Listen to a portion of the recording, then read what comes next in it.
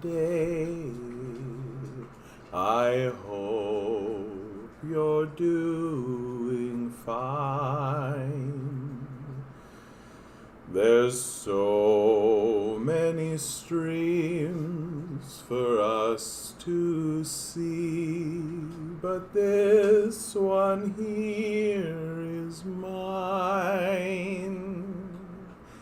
I'm glad that you've come. I hope that you're well.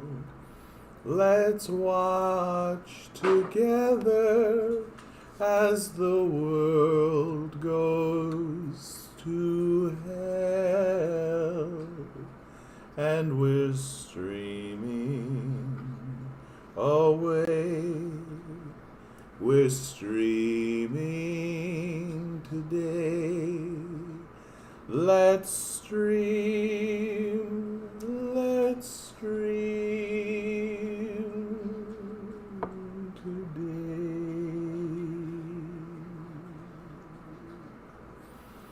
That one kind of had a melancholy sort of feel about it, you know?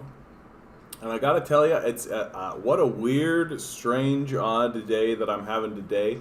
Been having such a good week, and then today I wake up and I just have like a piercing, penetrating headache, just like running all the way down. I feel it going down into my neck and into my shoulder blades.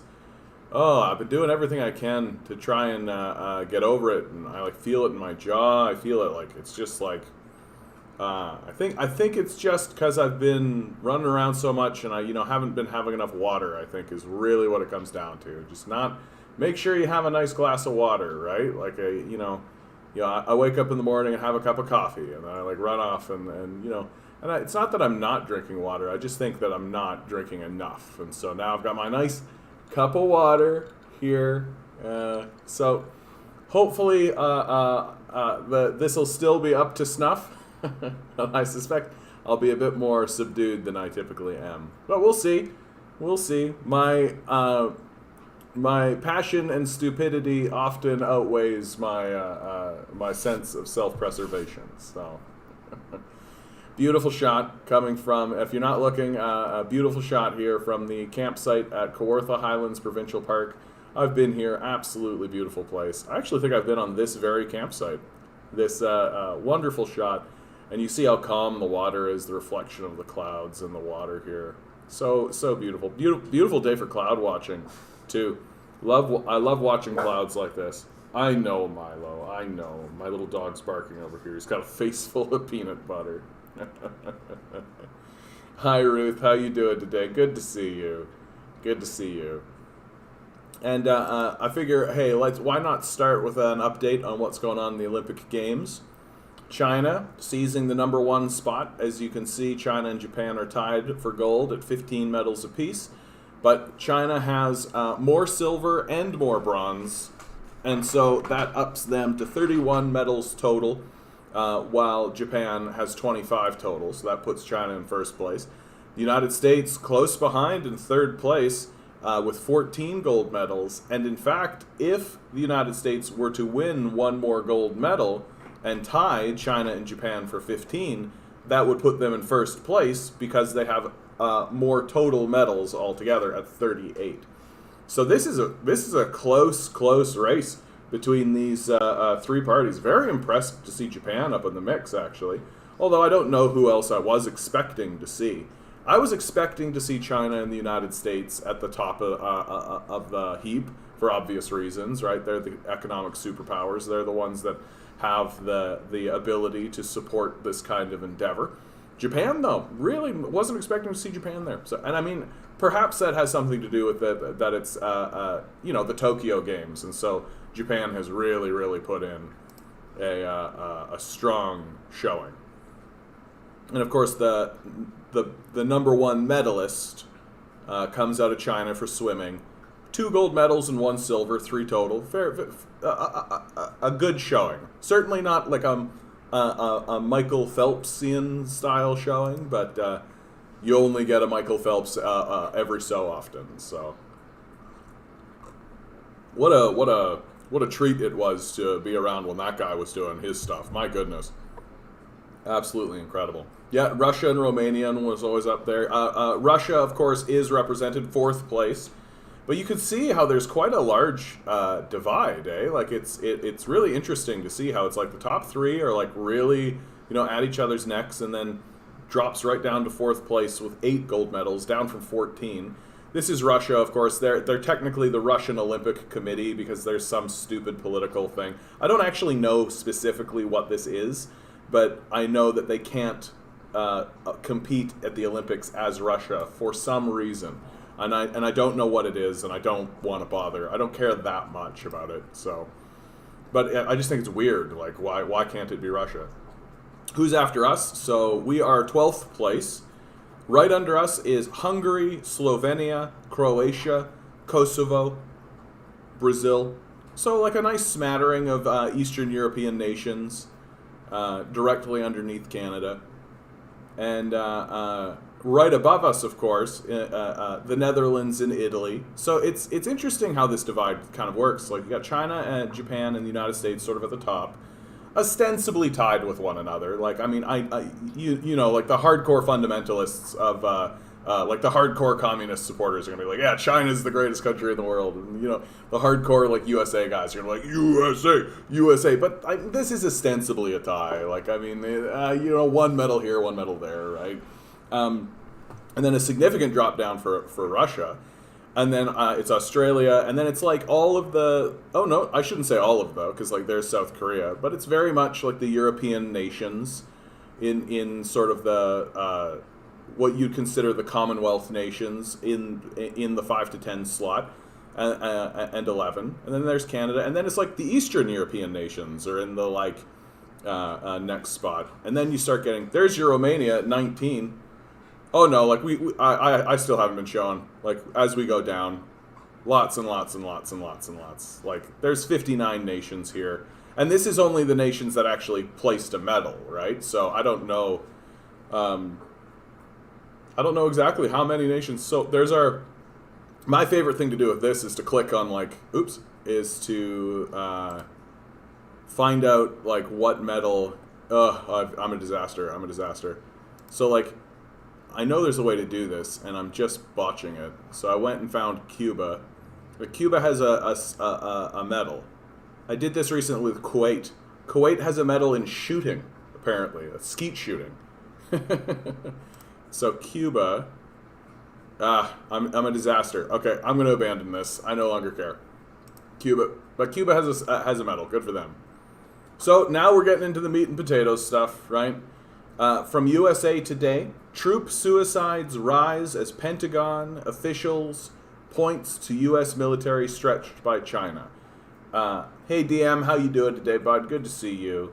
Yeah, Milo's off in the corner having some peanut butter right now, so I don't think he can say hello. I find it kind of odd that they are trying to blame China for this, but it is like, I mean, they're not blaming China, but like they're tying it in. A disturbing surge in suicides among troops has alarmed senior Pentagon officials who say demands on troops have grown unsustainable. So this is yet another sign of the collapsing American empire, right? Like Google Maps, it's time to open Google Maps. That the United States is overexerting itself and is stretching itself, right? Like we have reports, like we know the recent bombing in Syria, there's Iraq, all of this nonsense that's constantly been going on. And now they're extending themselves into Somalia, the DRC, right? They're threatening regime change in Ethiopia, throughout Africa. Yeah, when did it not affect them? It's just being reported. Well, and one of the major things I think that's starting to happen is like, I think about the generation of kids that went to that war, right? And then the generation of kids that have gone into the war since, right? And the type of person that's actually going, honestly, is the type of person who, believes that they are defending their country or doing what's right for the country, and people who are doing... and then I do think that there are people who are joining up just because of kind of the video gameization of war, that the connection between games like Call of Duty and the warfare that's going out throughout the Middle East, I think there is a connection there, and the United States military has been doing everything it can to make war and video games kind of cool, right? So the idea, like, yeah, let's go to war, and here's a controller, and you can control a drone, and like all this kind of stuff. And then a lot of these kids are ending up in these things, and they're realizing, after the fact, that this is not a video game, that the people we are killing are people, and I can go and I can talk to them, and they're not like NPCs that respawn. We can't hit the reset button, any of that kind of stuff. And so they're learning like an incredibly, incredibly hard lesson by going into this war and realizing, and like growing up, and then fundamentally growing up, and they can't handle it. And then they go back to their own country and they're kind of reviled, right? Like, they're not celebrated as heroes. Like, people aren't like, if you're a war vet, going over and destroying Libya, you're not coming back and people are celebrating you. They're not fucking throwing parades and shit. And so a lot of people, I think, are just like faced up to it, and they just decide, okay, can't hack that. So they pop off, right? And I don't. It's odd to me that like the Pentagon is like confused by this. Like, what are you talking about? Sort of speaks to the lack of humanity amongst these officials. Like, yes, if you send kids into a place to murder defenseless civilians and then abandon them, they're going to commit suicide. That's what's going to happen.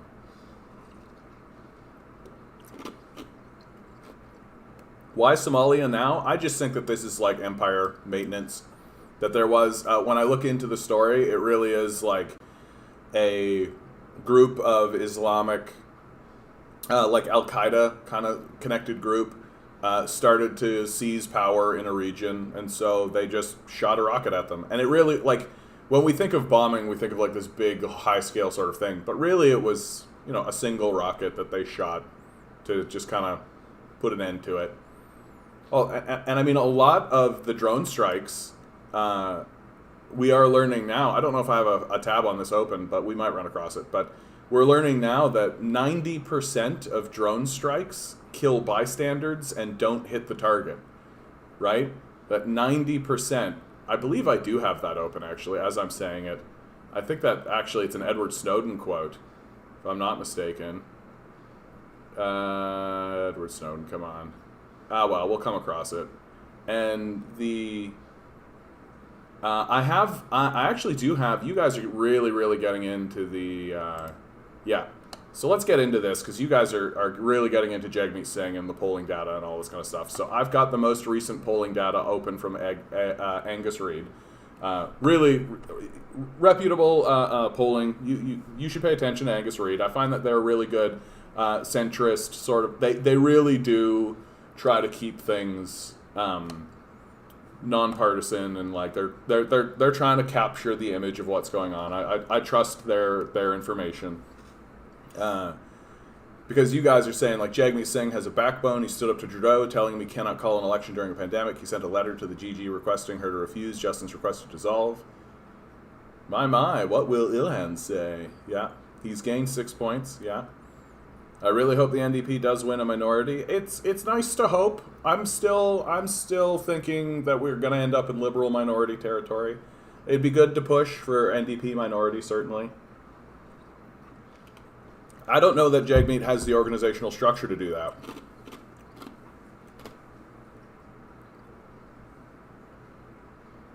Mach, yeah, that's a really, like, shell shock is what it was called in World War I. Then it became battle fatigue in World War II. Operational exhaustion, the Korean Civil War, PTSD, the Second Indochina War. Now I think they're just calling it burnout, right? Like, what are they calling it now? They're just calling it, like, kids are suiciding, man. Like, it's hard to blame them. So, won't go through this whole thing. It's a 17-page document, but percentage of Canadians holding a favorable view of each leader. saying that they would be a good or excellent prime minister. So this is really interesting. So the column on the left for each leader is their favorable rating overall. So you see Trudeau has 37%. O'Toole is down at 28%. Bad news for O'Toole. Singh, 46%, right? And then would be a good or excellent prime minister is the column on the right, 30%, 25%, and then Singh above both at 34%. So what this means is that if it was strictly a contest, if you were walking into a booth and the only concern that you had was which one of these three dudes is going to be the leader, Jagmeet Singh would win, according to the polling data. And not only win, but win fairly handily. I think, this is a 9-point lead on Trudeau.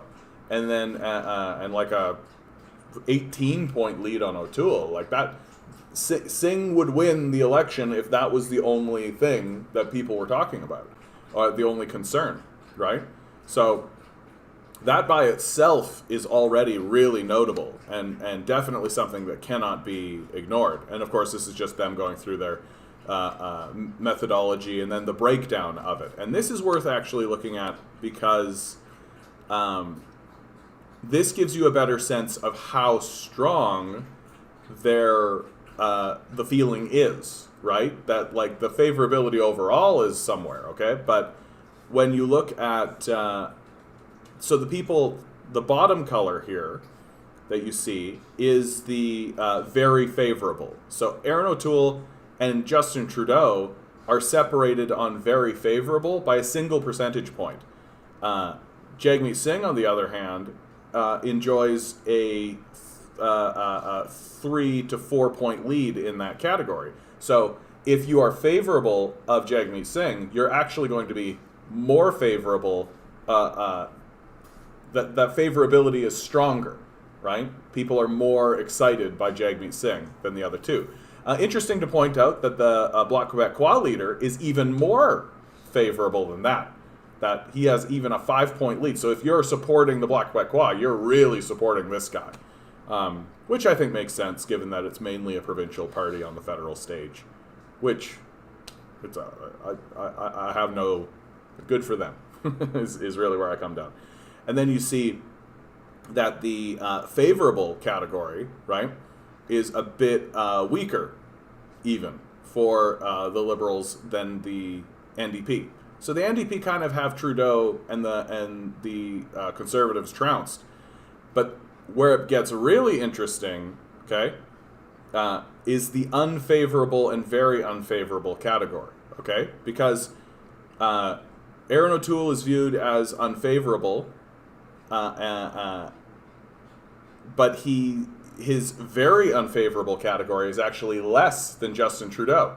That if you are not in favor of Justin Trudeau, you're really not in favor, right? He has a 39% very unfavorable response rate, which actually puts Justin Trudeau in the lead in that category. So if you are very unfavorable of Justin Trudeau, of any of these guys, it's Justin Trudeau in the lead. And this, I think, really says something, right? And really shows how weak Trudeau's support actually is. Because Jagmeet Singh's unfavorable rating is only about 22%,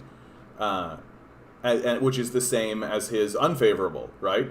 So pretty much even across the board in that category, but in this very unfavorable category, Justin Trudeau, well, I mean, I wouldn't say that he's the most hated man in Canada right now, but like he certainly, I think people are just kind of, they see that he's kind of just a cardboard cutout, right? Like he's not, like what's he doing, really?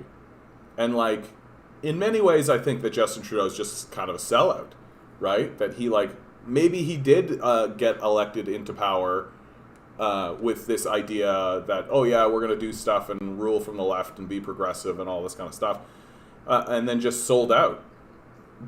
I mean, what's the alternative narrative, right? The alternative narrative is that he completely bald-faced lied to everybody.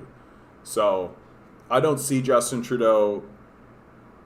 The trouble, of course, is that it's right one of the biggest factors that people have going on is stability. That people will gravitate towards what they view to be the most stable option, right? It's part of the reason why O'Toole is so unpopular is because he's so unstable. The system that he supports is completely destabilized and has lost credibility completely. And he's walking around saying things like Justin Trudeau is covering up a Chinese bioweapons program. Like it's unstable. Like it's destabilizing. And so that's why O'Toole is not very popular. But people are looking at Singh, of course, and they like him as a person. But the question is, how stable is this? Like, should we take the risk? Like the Liberals are, at least you can create the narrative that they are stable. I don't think that they are, because they're doubling down on this destabilizing system, right? So let's move on. This is just a different aggregation of the same data. Yeah, kind of a different aggregation of the same data that we just saw. I don't really get, like, why you would think that this guy, you've got a favorable view of Jagmeet Singh, but you don't think he would be a good prime minister. I guess I could see that. You could be like, he seems like a good man, but I don't necessarily want him to be my prime minister. Anyway. Oh, come on now. Yes, here we go. This is important data. If an election were held in the next few months, are you very likely to vote by mail? 19% say yes. Somewhat likely to vote by mail. 15% say yes to that. Somewhat likely to vote in person. 16 on that. But very likely to vote in person. 46% say that they would be willing to do that option, with only 4% saying that they're not sure. This, of course, a very important kind of political point, given the pandemic situation, that will people actually be willing to come out and vote?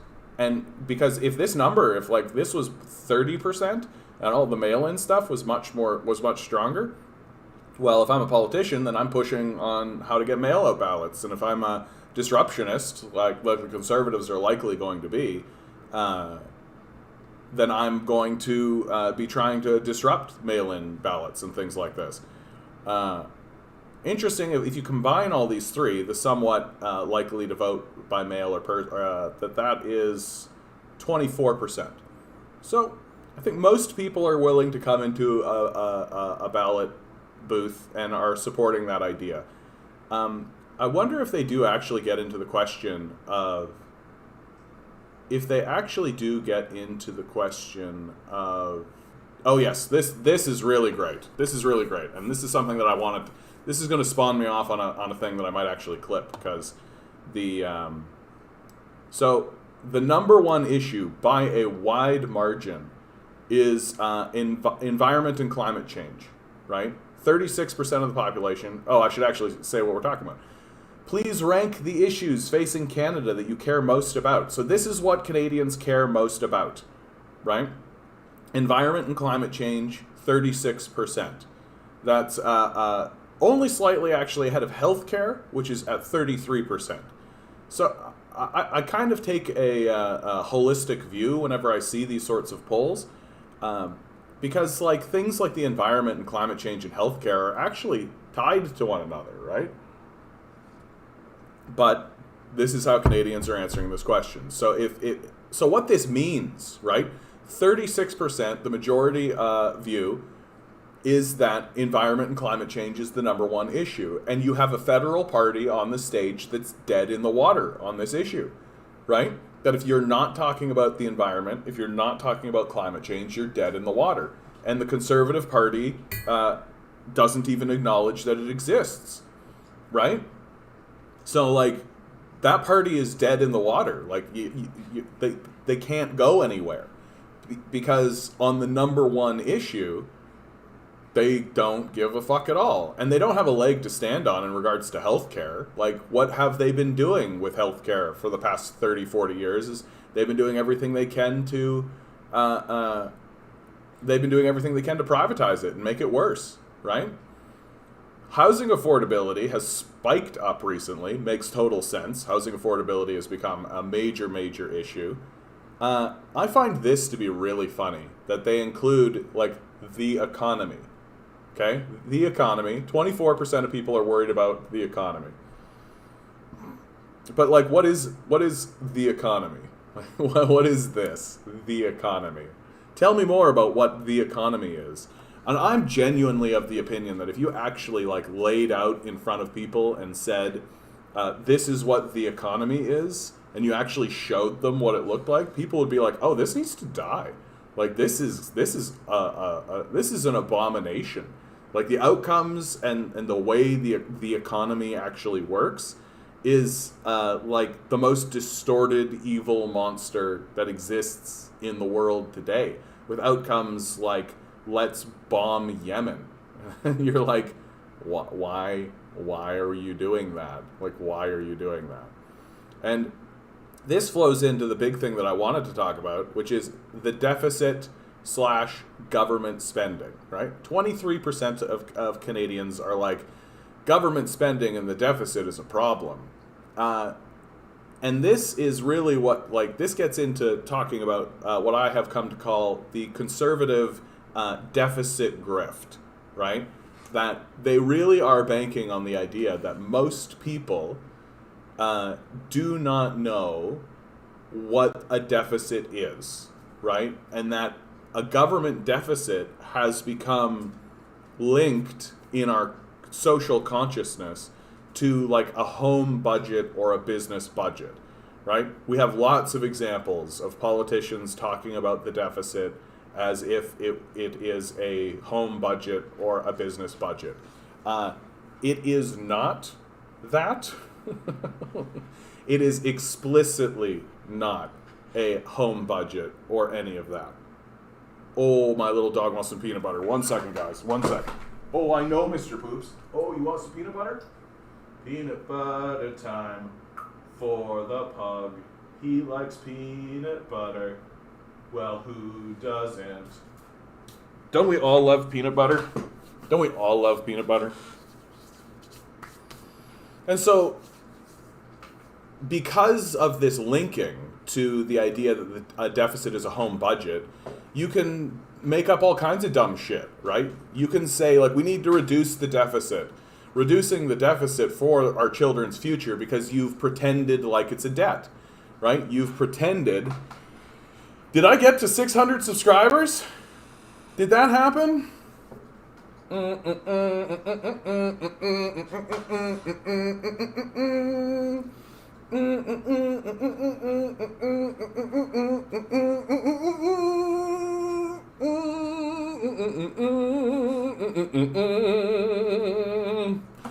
Amazing. Amazing. I wish I felt not so bad. I wish I felt better, because I feel really rough right now. But, well, whoever was my 600 subscriber, thank you so much. I value and appreciate you as a human being. And I hope you're doing well in the world. I hope you're doing well in the world. Okay. I do want to talk about this, the deficit, because it's not well understood. It's not well understood, and conservatives and liberals use it against us, right? They use it against us in order to have people vote completely against their own interests because they think they're helping. Because they think they're like, well, I'm going to vote for the conservative or the liberal because if I vote for the conservative or the liberal, they'll get control of this deficit, right? We got to get control of this deficit, or else, you know, my kids are the one that's going to be paying off this massive deficit, and I can't in good conscience bury my kid under this deficit. And it's based completely on this total misunderstanding of what a deficit actually is. So it is not your household debt. DM, you're just like losing your mind in the chat. I absolutely love it, bud. I absolutely love it. All your emojis and everything. Look, you're such a sweetheart. That's so sweet. Anyway, here I am trying to like clip this. And so the deficit is not household debt, right? All the deficit is, right, is a measure of how much the government has spent. But the thing is that the government can literally print money, right? It can print money and just distribute it into the economy. Taxation is also not very well understood. Like, the government doesn't have revenue. The government doesn't like take in revenue and then turn around and spend that revenue on things. That's not how it works. Taxation is literally money destruction. That if I take in $200 billion, I'm not taking it in, I'm destroying it, right? And why am I destroying it? Because I've printed and created money elsewhere. And why do I need to do that? Because if I don't, then I create inflation in the economy, right? That the value of the currency itself can be degraded if you're just printing money and not actually turning around and destroying money elsewhere, right? That this is how it actually works, and that's the reason why you want to do it. The government doesn't actually need to destroy that money. Like, sometimes a government can literally be like, well, this will inflate the economy by 1%, but the outcome is worth it, right? So let's just do it. And because the government's not a household, because the government's not a business, they can do this, right? And so you end up with a measurement of this spending called a deficit. But what's not well understood and what's not talked about is that this deficit, while being a measure of the amount the government has also spends, creates a surplus, right? So if the government spends, hey Dan, how you doing, bud? If the government spends like $200 billion, right, and they create a $200 billion deficit, well, guess what? That's a $200 billion surplus that exists in the form of healthcare, education, right, police services, transit services, right? All of the things that the government is spending money on, measured by a deficit, but it also has a surplus. And the surplus is all of the things that we benefit from, right? And so if you're concerned about, quote unquote, reducing the deficit, well, the only way to reduce the government deficit is to sell off or destroy or stop producing the surplus, right? So think about like your healthcare system, like your hospitals and your doctors and your nurses, right? So the only way to get rid of that deficit would be to sell that hospital to somebody, some private interest, right? So when especially conservatives are talking about reducing the deficit, what they are talking about is the privatization of our social services. That's what they are actually talking about. And it's a grift. It's a complete and total grift. Because the deficit is not a debt. It's simply a measurement of how much money the government is responsible for spending in the wider economy. And if your federal budget is $500 billion in a $8 trillion economy, well, it's not a big deal. It's not a big deal. And the idea, if you're going into a recession, the idea that the way to boost your economy if you're in a recession is to cut the deficit, well, what you're doing is literally slashing apart a segment of your economy that's functioning and working under this auspice of like, oh, well, this will actually improve things. Like, you have to kind of be a bit illiterate, which most people are, and so I'm quite forgiving on this issue. But if you're an elected politician, you know better, right? You know better. Because you know that you can print money. You know that you can destroy money. You know that you can do all of these things. You don't need, it's not a debt that, like, because who would we be borrowing the money from? And the answer that conservatives often say is like future generations. It's like, that's so dumb. Like, that's so dumb. And so once you understand that the deficit is just and very simply just a measurement of the amount of surplus value that the government is creating, the idea that we need to slash it to improve the society becomes completely incoherent. And 23% of people in the society, 23% of people in your society think that it's something we need to be concerned about, right? like only 13% more are concerned about the climate change apocalypse that's coming down to destroy us. And 13% less are concerned more about the fucking deficit. As if it matters whatsoever. As if it matters whatsoever. Like, if the entire economy was based on government spending, if the entire economy was based on government spending, that the government was responsible for maintaining the entire economy, well, then if you had an $8 trillion economy, the way Canada does, then your deficit would be $8 trillion, right? Because you're creating an $8 trillion surplus in the economy. Now, of course, that's not how that works either, but I'm just stating an absurdist position to show how absurd the position is in the first place. And so if you're concerned about the deficit, quit it. Because what you're literally concerned with is the fact that you have a hospital. You're concerned that the transit system exists. You're concerned that sanitation exists, that police services exist. You're concerned that the government exists whatsoever. And the question is only, like, well, what should the government spend money on and what should the government be responsible for? I'm a communist, so I think a lot more than it is currently. But, like, if you are just concerned about the general concept of the deficit, it's time to get with the program, bud. Like, it's time to get with the program. Like, what you are arguing for is the privatization of social services, because that's the only way to reduce the deficit, is to get rid of your universal healthcare system, to get rid of your transit, to get rid of your police services, to get rid of all this stuff, your sanitation department. If you want to get rid of the deficit, you got to get rid of the surplus. So, and what are you going to do with that surplus? Oh, you're going to privatize it and sell it to these psychopath billionaires who are trying to destroy you. So maybe not so much. All right, I did it. I talked about the thing I wanted to talk about. Perfect. Yeah, deficit mongering is just a conservative spook. It's exactly right. Ugh.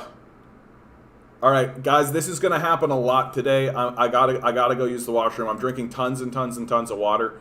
So I am going to put on just a brief thing. This is a fellow that went to a QAnon conference. You know what? Yeah, I'll show this. I'll risk it. No, I'm not going to do this. I'm not going to do this. I will talk about QAnon, but I'm just scared of QAnon stuff. I got to be honest with you guys. I'm scared of talking about QAnon stuff because the only warning strike I have on my channel is because I did a video about QAnon. And I got a warning strike for it. And so ever since then, I've been a little like, I don't know. But I do want to just show you guys stuff. I don't want to... okay. Too bad. I gotta go. Chair stream.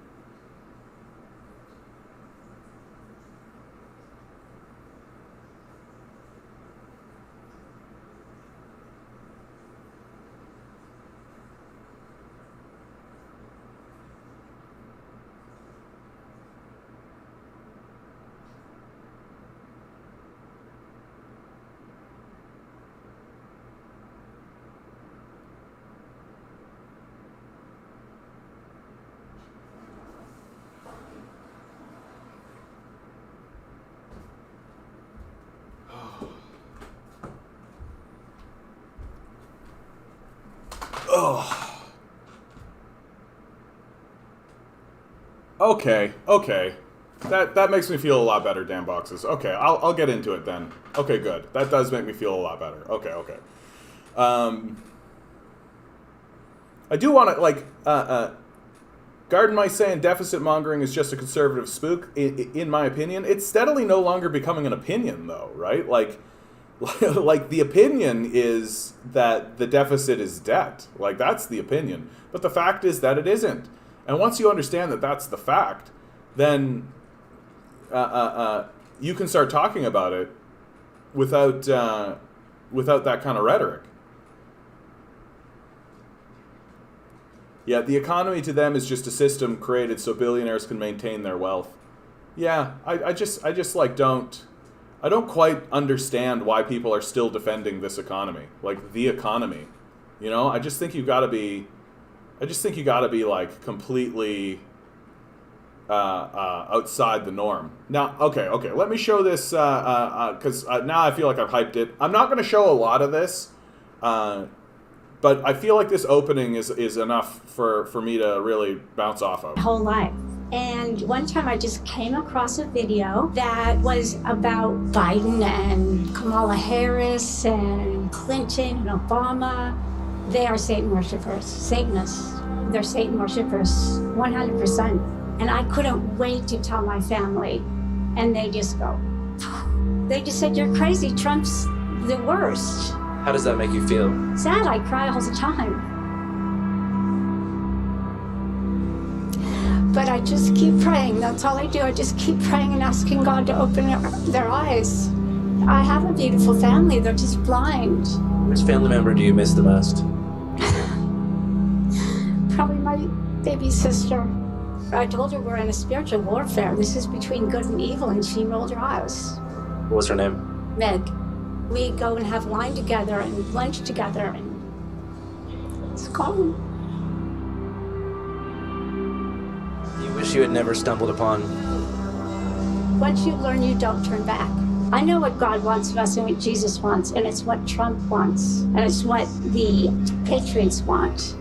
I would never turn back, no matter how many of my family I lose. Where we going? We go up! So that's intense, right? Like, that's intense. Like, what this fellow has actually captured with that particular interview, in my view, is like the kind of essence of this movement. And my position, I'm actually like, I am not like a QAnon guy, obviously, but my heart really goes out to these people because I do think here's the controversial statement, okay? This is the controversial statement, especially in a society that really wants to push these guys out, that really wants to make it so QAnon is silenced. They do experience a lot of censorship, a lot of getting pushed out for various reasons. I am sympathetic to them because I actually do believe that at the base, like the foundation of the movement is actually rooted in truth. That the foundation of the movement is rooted in truth. That they know that something has gone very wrong with America. They know that the Democratic leadership, at least, is not to be trusted and is, deeply evil. And they are. Like, they are, right? Like, to call them Satan worshipers and all that kind of stuff, that's just kind of an articulation of it. But, like, does it matter if they worship Satan? Like, you've got literally Joe Biden bombing Somalia. He bombed Syria recently. Like, the destruction of Libya. Like, the cackling face of Hillary Clinton, right? Like, I mean, if they don't actively worship Satan, like, Satan probably likes them, right? Like, the sad truth about QAnon is that they have been co-opted. And that's the lesson, right? That's the lesson, if you ask me, about QAnon, is that people like this are being co-opted. My Q flag. They don't like my Q mo. Like, all of this Democrat and anti-government energy and all of this energy that's saying something really horrible has gone wrong in our society, and it's impossible to deny that. Like, here's something that I'll definitely say. I will put QAnon above denialists. People who think that capitalism is great and capitalism is working and the whole thing is completely fine and that the problem is you and that you got to work harder, you're beneath a QAnon guy to me. Because at least a QAnon guy has acknowledged that something's going wrong, right? At least a QAnon guy is saying, hey, the world it seems to be collapsing, right? At least a QAnon guy is walking around being like, it's wrong that housing prices are going off the rails. It's wrong that that we're in these never-ending godless wars. It's wrong that we're in this position where our taxes are going up, but we've got no social services, we've got no anything. Like these things are morally wrong, and then they get up to that point where I'm like, yeah, bud, yes, absolutely, you're right on the money. Let's go, absolutely correct. And then they go, and Donald Trump will come and save us all. And it's like,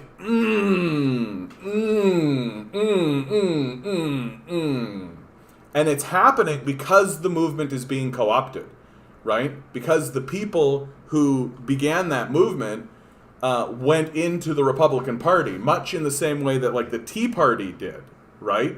Much in the same way that the Tea Party goes into the Republican Party and then is co-opted ultimately. And the QAnon movement has also been co-opted. And it's been co-opted. And Donald Trump, and I don't think that there's some like big grand like CIA put this together conspiracy kind of thing. I just think that the timing of it is so unfortunate that at the same time that a movement of QAnon people came in to the Republican Party saying something's gone wrong with America, things are incorrect, what the fuck is going on, there was an outsider, a popular, well-known outsider that was also running and who is an astute and capable grifter and manages to convince these people, many of whom already have like messianic kind of ways of thinking, that they have like a messianic viewpoint, that Jesus Christ is coming back at any moment and will save us all, that kind of messianic view of the world. And he gladly like allows them to see him as their Messiah, right? That Donald Trump will come in and clear the swamp and arrest all these people, and then America will get back on track, right?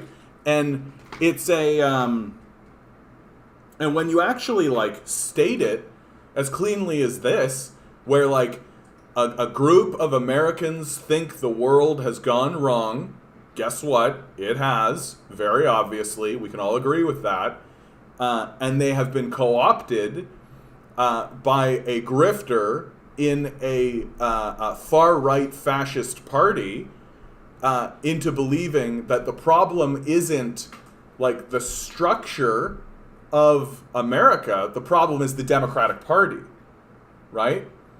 And once you see that, and you understand that in my view, the biggest problem with the QAnon movement is that they don't have an accurate critique of how their system and their society works. That they're operating kind of from a place of ignorance. They don't really know how the capitalist structure works. They don't have a critique of capitalism.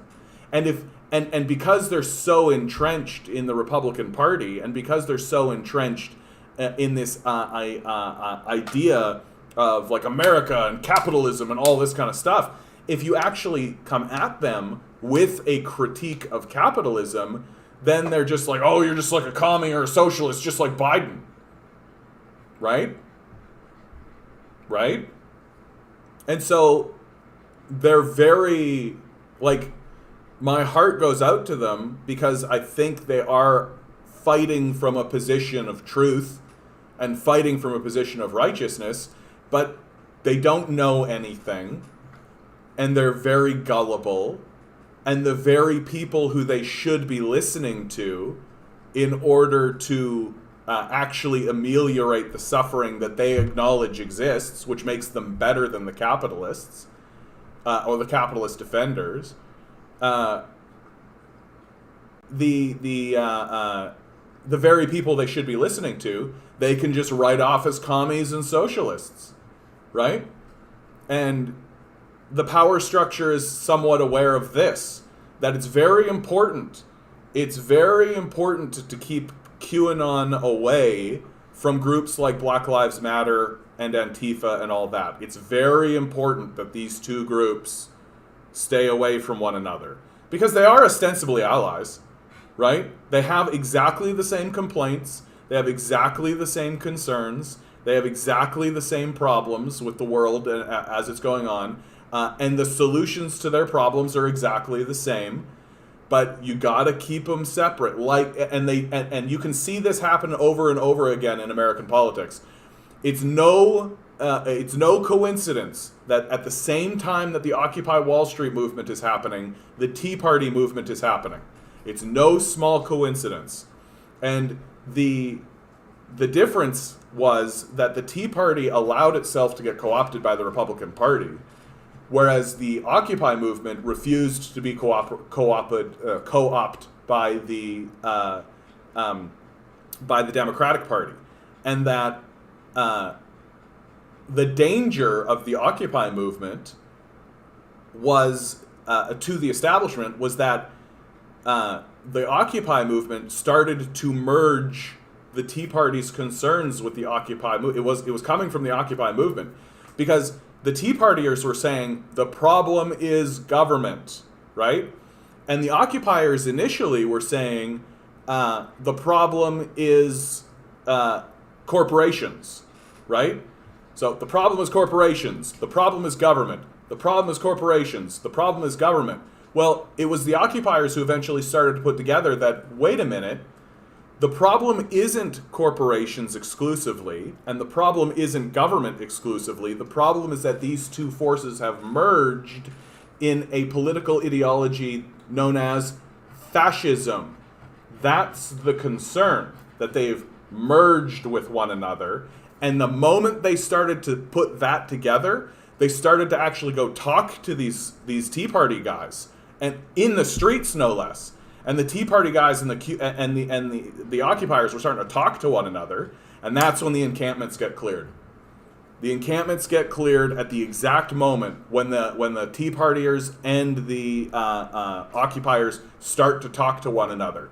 Because if both of those groups actually concluded and came to the understanding that the problem is that business and corporations have merged in a fascist arrangement in order to oppress the populace, that would be very dangerous to the establishment. That would be a very, very, very dangerous thing. And so the QAnon people, and honestly, like, again, my heart goes out to them because they're so easy to manipulate because they don't know anything. That's the biggest problem with the Q movement, and they replace knowledge with their suspicions, right? That they have a suspicion, and they're really susceptible to conspiracy theory. They're really susceptible to just like, you can waste a lot of time in a movement if they can get like winding on a conspiracy, right? You can waste a lot of their time, and QAnon does waste a lot of time. Like a lot of time. Like, just think of what would happen if QAnon suddenly realized, wait a minute, the Republicans are in with the Democrats. The Republicans and the Democrats are on the same side, and they're fighting with corporations in order to keep us all poor. What the fuck do you think would happen in American politics if the QAnon crowd figured that out? Right? And it's very important that they don't. It's very important that they don't figure that out. And that's the heart of the manipulation of the QAnon movement. QAnon just needs to realize who their enemy really is. Exactly, Mocked. That's exactly what it is. Like, they see Donald Trump as their ally. And that is, like, the cornerstone of their weakness. It's the reason why they can't be successful in their quest to actually ameliorate suffering. That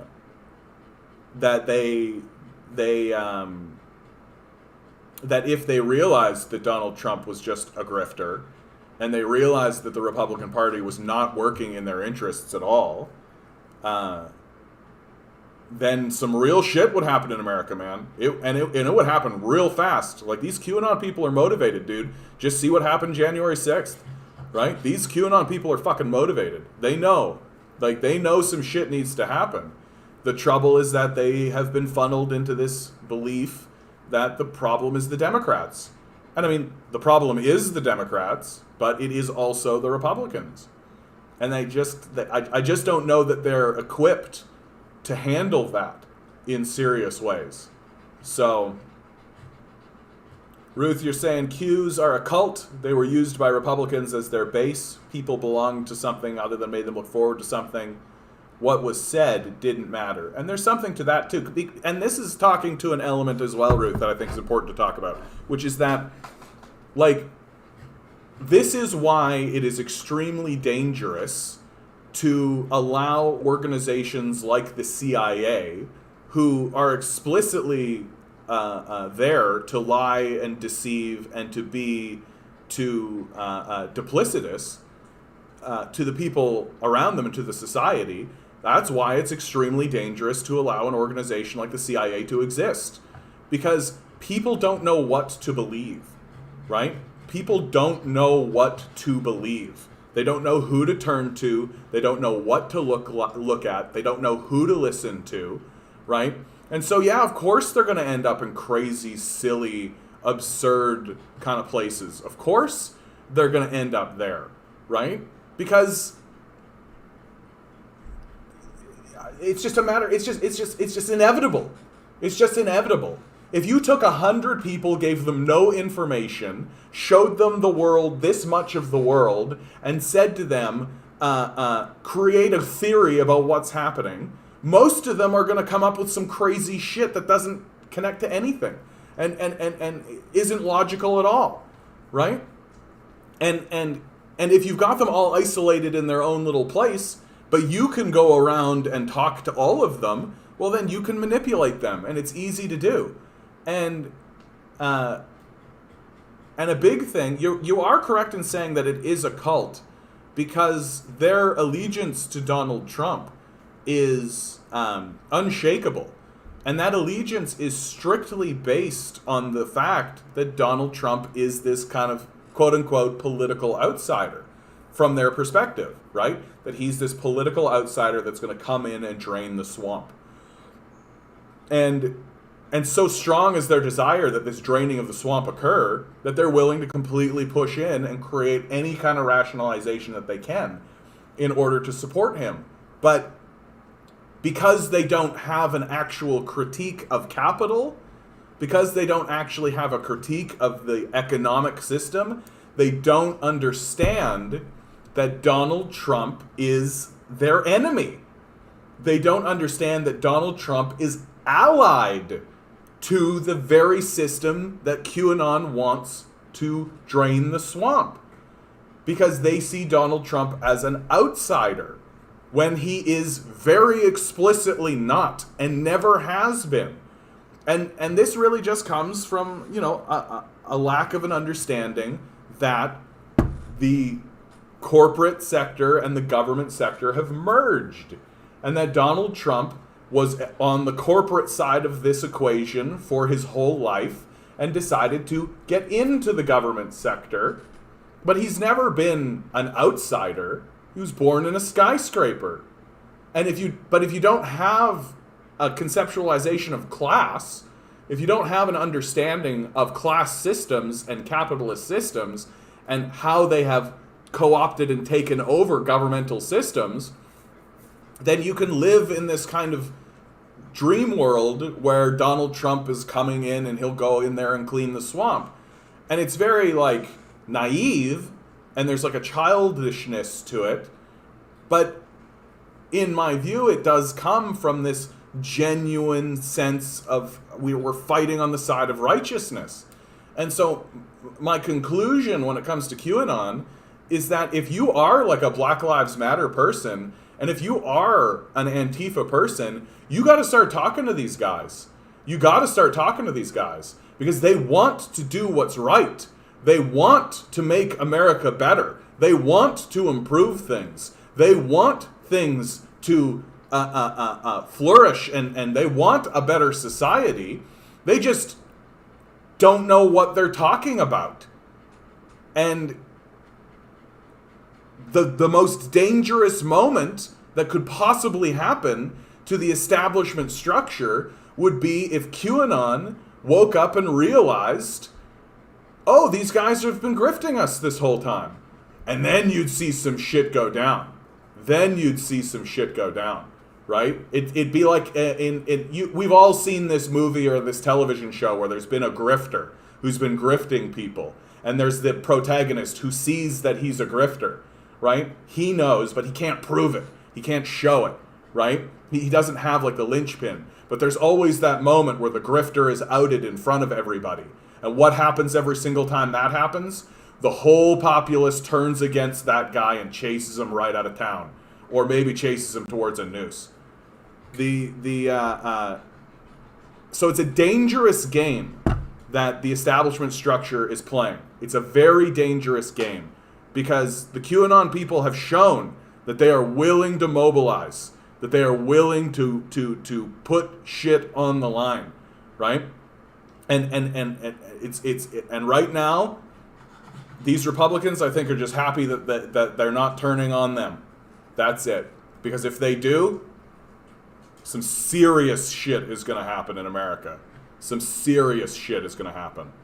So, but again, and I'll say it over and over and over again, and I do believe this to be the truth. And I got a warning strike for saying this on a thing once. I think that the QAnon people are entrenched in a righteous truth, and that righteous truth is that something is going wrong in America, and that by itself makes them better than the capitalists. That's how low the bar is, guys. These are who our allies need to be.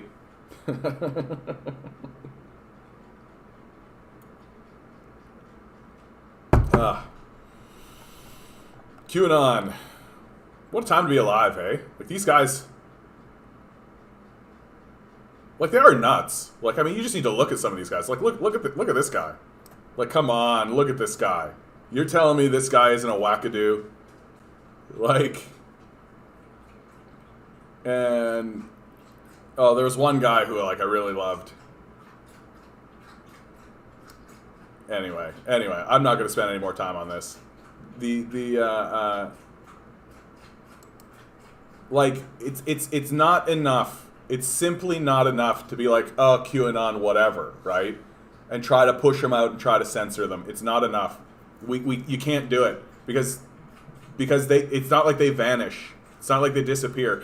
In fact, I actually see that as very childish, right? Like, that's like what a child would do. Like, I've got to do my homework, and so I'll hide it under the bed. But, like, I don't necessarily know how to confront the QAnon crowd. Because, like, you got to get into some, like, fundamentals. You got to get into some, like, really basic stuff, right? I'm with you. The Q error on UBI is total sci-fi misunderstanding. I don't think I know what you mean, bud. Hey, Demand Better. How you doing, bud? Good to see you. Good to see you. So, let's pivot away. Millions meant for residential school survivors spent on Catholic Church lawyers, administration, documents. Yeah, big surprise, right? Like, oh, the Catholic Church took millions of dollars that were supposed to be for residential school survivors and just kept it? Spent it on their own dumb shit? Ooh, big flippin' surprise. Yeah. Include a host of other revelations. They appear to contradict the Catholic Church public claims about money paid to survivors. There are also large numbers of serious accounting discrepancies that are alarming to Canada, states one document. None of the other churches involved in the landmark Indian Residential School Settlement Agreement of 2005 engaged in any of these practices. They all paid the full amounts agreed to years ago without incident. The Catholic Church never ended up having to legally justify its activity. On the eve of 2015 on the matter, and so on and so forth and so on and so forth. Like, there just does come a point where we have to acknowledge, look, these churches are not helping us, right? They're not helping us, right? Like, we were just talking about grifters, right? Who do you think the grifters are in the society, right? Like, who do you think that's happening? Q concept of UBI is that we'll replace money as we know it. Yeah, again, I see what you're saying, Ward. But that just connects to their general illiteracy, right? Like, they don't know anything. There's no like QAnon scholars, right? There's no QAnon like there's no QAnon PhDs, right? Like there's none of that, and because they don't like they literally don't know what they're talking about, they can be like completely co-opted and shoved into all kinds of places that don't. It's exactly like what I was talking about before with the deficit, right? If you think that a deficit is the same as a household budget, then you can believe anything about it, right? Well, we got to get that deficit paid down because it's the same as my household debt, and I don't want to have a whole bunch of household debt, right? And I don't want to pass on that household debt to my children. So, but if you once you know what a deficit is, then you're just like, oh, okay, fine, this is fine, right? A deficit is just a measure of the surplus that the government creates. Oh, okay. Like, that's completely fine. Ugh. So it doesn't surprise me that Q is walking around saying that, oh yeah, well, I'll have a UBI and that will replace the monetary system. And it's just like, I doubt it, dude. Like, I doubt it. I have a very significant doubt. But there is stuff that exists in the QAnon movement that I'm like, yeah, okay, so they've like they understand that the Federal Reserve System is corrupt. Like, they understand that. But it's always a mixed bag with these guys, because like on the one hand they're like the Federal Reserve System is corrupt, but on the other hand like capitalism's the greatest system in the world, and like all these like so it's all very like, you know, if you throw 1,000 darts at a dartboard, you'll hit your target once, right? I don't know what to do about these churches, man. Like, people are walking around saying like, let's tax the churches, and I'm just like, let's get rid of the churches, maybe. I don't think you can do that. I think that stumbles into like big territory. Oh, Ward, I'm not going to do guitar stuff today. I'm feeling really bad today. I'm feeling really rough. Sorry, dude. And I would have to tune it and all this kind of stuff. No, I'm actually having a really rough time of it here. There's a reason why I'm constantly like rubbing my head. I need to get like an ice pack. Like, people should have freedom of religion, and people should be able to do what they want in that regard, and all of that. That's fine. But, like, there does come a point where you're like, the Catholic Church is like this obscene institution that now we're finding out isn't even spending the money we're telling them to spend, right? Yeah, religion is fine. Organized religion, not so much. Well, and, like, this is bordering on just evil, right? Like, we told them to pay money to these people, and they didn't, right? Every other religious institution did. The Anglicans did. The United did. The Presbyterian did, right? They were just like, okay, you got it. Catholics? Nope. Catholics aren't going to have any of that. They're going to take that money and spend it on a bunch of other stuff and then claim that they did it. So, and of course, the Canadian Conference of Catholic Bishops denied an interview request, right? It's just getting to be like, just pay. Just flip and pay. You're the Catholic Church. Like, you've got the money. For sure you do. For sure you do.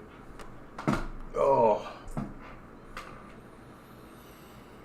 I cannot believe how rough I feel, man. It's unbelievable. I think it's just the heat got to me yesterday. I just haven't been like... I still think I'm like 20, you know? Like, I still think I'm running around being like, oh yeah, I can run around without a hat, and like, I'm still 20, right? Nope. Oh yeah, this is great. This is great. The U.S. Air Force is sending dozens of F-22 stealth fighters to practice for war with China. To Guam. Right? So they're sending a huge force of fighters, dozens. Is there any... What's the number? Including a possibly unprecedented number of F-22s. And of course, like, where's Guam? Guam. Ba, ba, ba, ba, ba, ba. So, and Guam is actually quite notorious in this conversation, because this is where they sent the bombers to drop nuclear bombs on Japan. That they went from Guam and right, So if I'm China, I'm like, oh, they're sending fighters to Guam. Oh, I'm sure that's just for pretend. I'm sure that they're just doing that to mess about. So I like, and of course, the United States has a long history of pretending to do training programs or pretending to do like training regimes or any of this kind of stuff. And then in the midst of the training exercises, that's when they do real things, right? Like, there's a long history of doing that in America. So if I'm the Chinese, I'm not going to believe that these fighters are being moved there for exercises or anything. I'm going to take that as a credible threat, right? Oh, you're putting fighter jets in a position where they can come and drop bombs on us. I'm going to take that as a credible threat. And the United States has been doing a lot of funding of terrorist activity along the Belt and Road Initiative, right? And so, oh my goodness. Sorry, guys. My little puppy is just like all about my business right now. Hi there, Mr. Puppy. Did you want to come up? Did you want to come up and say hello to everybody? Did you want to come up and say hello to everybody? No? You want to sit down there and lick my leg? You go, buddy. You do you. Hey, Nine Tails. How you doing? Hey, we're seeing Taliban and Chinese friendship. Do you think Tali are freedom fighters or terrorists? I think that the Taliban, much like Al-Qaeda, much like all of those guys, are self-interested. I don't like to say they're freedom fighters or they're terrorists. Because, like, one man's freedom fighter is another man's terrorist. And it just depends on where you kind of fall. And the truth is that because of the nature of what's happening in this region, because of the truth of the nature of this war, this ongoing godless war, the Taliban and Al-Qaeda are just put in a position where they got to do what they got to do, right? And you got to do what you got to do, and you got to find your allies as you can have them. That can change day by day. That one day you're the allies of America, and the next day you're the allies of the Chinese, and then the next day you're the allies of Russia, and then the next day you're the allies of Saudi Arabia, the next day you're the ally of Turkey, and and literally you can flip and switch and do what you want, and it really is all about how can I help myself and my people, and that's it. So I don't view them as terrorists or freedom fighters. I think that they're just fighting for their own survival and for their own meager improvement. And one day they'll be working with the Americans to blow up the Chinese, and then the next day they'll work with the Chinese to blow up the Americans. They're like the definition of like a proxy war, right? They're the definition of that. And all they're interested in is how can I improve the lot of the people that I am with. That's it. That's as far as they think. They don't like, and of course they see themselves as freedom fighters likely, but like even that I think is a little just propagandistic. I think that they are fighting for themselves and their family, period. And if that means becoming the ally of Turkmenistan in order to throw bombs at Iran, or if that means, and then turning around the next day and joining forces with Iran to bomb some stuff in Iraq, they'll do it. They'll do it. I just don't. The same sort of national border rules don't apply. Like that's gone. Like this idea that like Al Qaeda or the Taliban are looking at a map like this and being like, oh well, there's this border and there's all this kind of. It's all meaningless. It's all desert to them. Like, it's all fucking the same, and like. I mean, they probably acknowledge these borders because that's how you got to work with Westerners. But, like, I don't think they give a fuck at all. And so, in the same way that my heart goes out to the QAnon folk, because I think that they are entrenched in, like, something that is actually true, they just kind of go nuts from there. Like, the house will blow over, but because the foundation is solid, they can just rebuild, right? And one day they may rebuild something that stays, because it will be true. I think the same is true of Al-Qaeda and the Taliban, that the rock they stand on is true. And that whatever they build, they know it'll blow away. Like, they know. But that doesn't matter, because the rock they stand on is true. And that's why you'll never, like, we can never defeat these groups. Like, we'll never defeat the Taliban. We'll never defeat terrorism. We'll never defeat any of that, because the rock they stand on is true. The lifestyle brand of a soldier is kind of true. Yeah, which I think they're banking on, right? Like, that's how you get troops.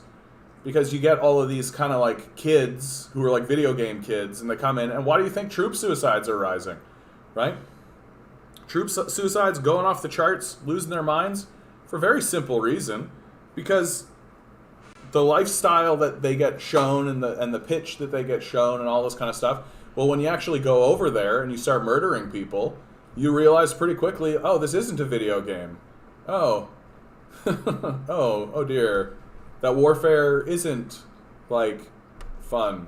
That this lifestyle isn't great. And then you start to kind of contemplate, like, why are we over here? What are we doing here? And you realize, I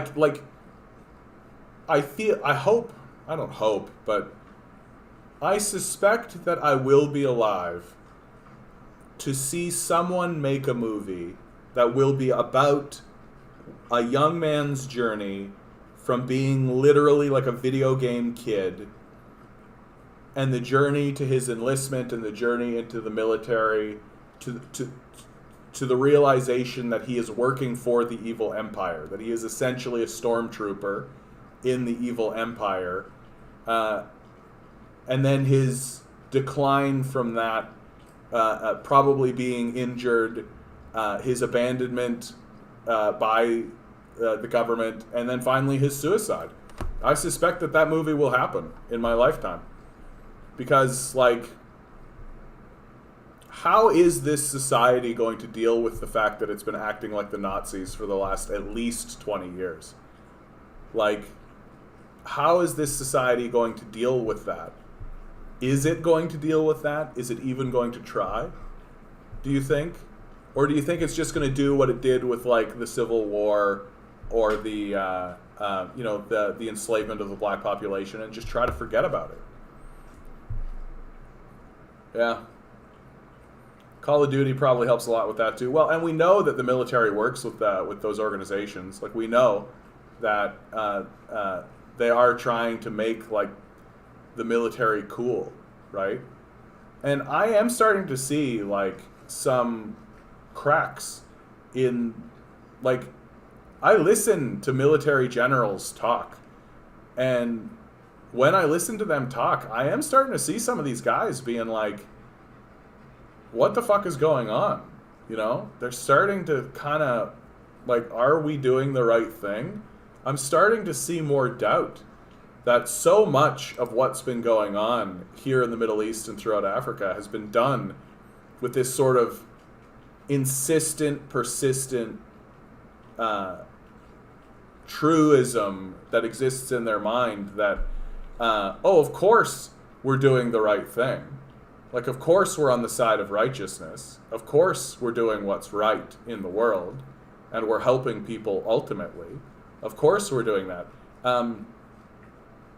Brad Pitt made a movie called War Machine, where he played a military commander, a general who came and took over Afghanistan, in Afghanistan, and he kept saying, oh, we're going over there, and sure, we've got to, like, blow some stuff up, but in the end, it'll be better, right? It's that colonial attitude that we're bringing American civilization and things will be better because they're such a backwards barbarian people. And there's this scene in the movie where they go into this area to do a military operation, and everyone is telling them, like, what are you doing? Like, there's nothing here. What's the point? And they end up dropping a bomb on a house that kills this father's son. And Brad Pitt comes in and he tries to do this spiel on this father who's just lost his son to an American bomb. And you see him kind of see and recognize how hollow it all has been. That, like, why are we here? what are we doing? What is this for? Well, and Ward's 60s uprising movies, like the movies that come out of the 60s and 70s, right? Like the anti-war movies are like Full Metal Jacket, Apocalypse Now. Apocalypse Now really captures the insanity of war. That war and the people who are engaging in war are insane. Every single one of them. And like draft dodgers. I'm a bit concerned that America's going to do another draft. They just passed legislation to say that they can draft women. Like that, what a wild time that'll be, dude. Imagine if America tries to do another draft.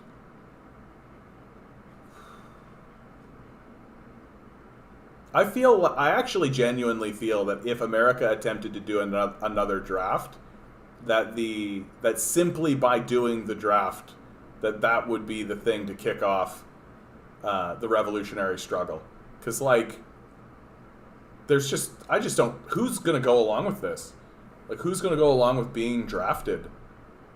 Like, if I was a father who had a son who was being drafted into the military, I would be like, fuck that. Fuck that. I'd rather go to jail. Like, I'd rather go to jail. The society's not so great. Just go to jail.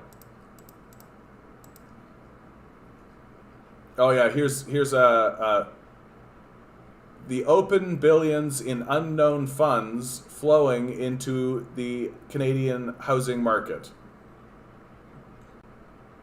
No, even from a revenge perspective, which isn't what the Afghanistan-American annexation war is about, it costs more than what it was worth. Yeah. 2K dead at 9/11, millions of American dead because of the war, and like the war in the Middle East is now officially, like, it's gone on longer than World War II, and it's cost more than World War II. Like, this is now a nation-defining war, and it was all predicated on a lie. It was all predicated on deceit and deception. I know you can't dodge draft, but can you just refuse to go to war stuff when you get to Army, though? I don't think so, dude. Like, I feel like when you're in the Army, that's it. Like, they tell you where to go, and you go. Okay. Billions in unknown funds flowing into Canada's housing market. Transparency International. Russian oligarchs, West African elites, and anonymous owners of private corporations. These are among the top home buyers of Canadian real estate, according to a report from Transparency International, with most transactions missing information about the purchasers or the origins of the funds and being done in cash. Our next guest says housing across Canada is vulnerable to, quote, dirty money. James Cohen, Executive Director, Transparency International Canada, joins us. Thanks so much for being with us. Well, thanks for having me. So this idea, this notion has been around for some time, those critical of the rise of the Canadian housing market, but your analysis actually sought to put numbers to it and to look at to what extent this kind of dirty money, as you call it, could be driving prices. How did you do your analysis? Yeah, well, we managed to get access to data from TerraNet, which holds all property or mortgage registries within Ontario, and we analyzed 1.4 million transactions from 2008 to 2018, and we reviewed those as to which are corporate purchases, which are individual purchases, and which had mortgages by regulated lenders and unregulated. What we couldn't find out within this information, like our last report in 2016 about Vancouver, is are there nominees or trustees buying houses for somebody? So that's one piece of information that is missing. But what did it show you in that analysis? Well, basically what we found out is that Toronto matches a number of other major markets around the world, like New York, Vancouver, London, or Miami, in that top-end real estate is being purchased either by companies, which isn't illegal in and of itself, and some of them aren't even anonymous, but a lot of them are skirting regulations by going through unregulated lenders or purchasing in cash, and it steadily rises as the value in property goes up. Just to clarify, because there were a lot of big, sexy headlines around your report, and I wanted to get some thoughts from some of our regular guests. I'll name them, people like John Passalis, who comes on a lot, and Peter Norman, who come out, who both would love to see more transparency around housing. The issues they took with your report are largely tied to the idea that if you look at a 10-year period of transactions in a market like Toronto, and you base it on the value of all homes, and they concluded, based on your findings, that we're talking about 4% of transactions, that the total value doesn't represent the total number of, like, it's more like maybe half of that would be the deals. And then if it's a company that is behind the purchase, sometimes there are local entrepreneurs or investors who want to put their money to work in the real estate market. Sure, it could be someone from Russia or some other part of the world, but there's also a lot of people in the GTA that saw a great opportunity to make money through a holding company in real estate, which sort of begs the question, is this really an issue? Is this really a problem that has driven up home prices, or are these numbers actually kind of small? Should that be the conclusion?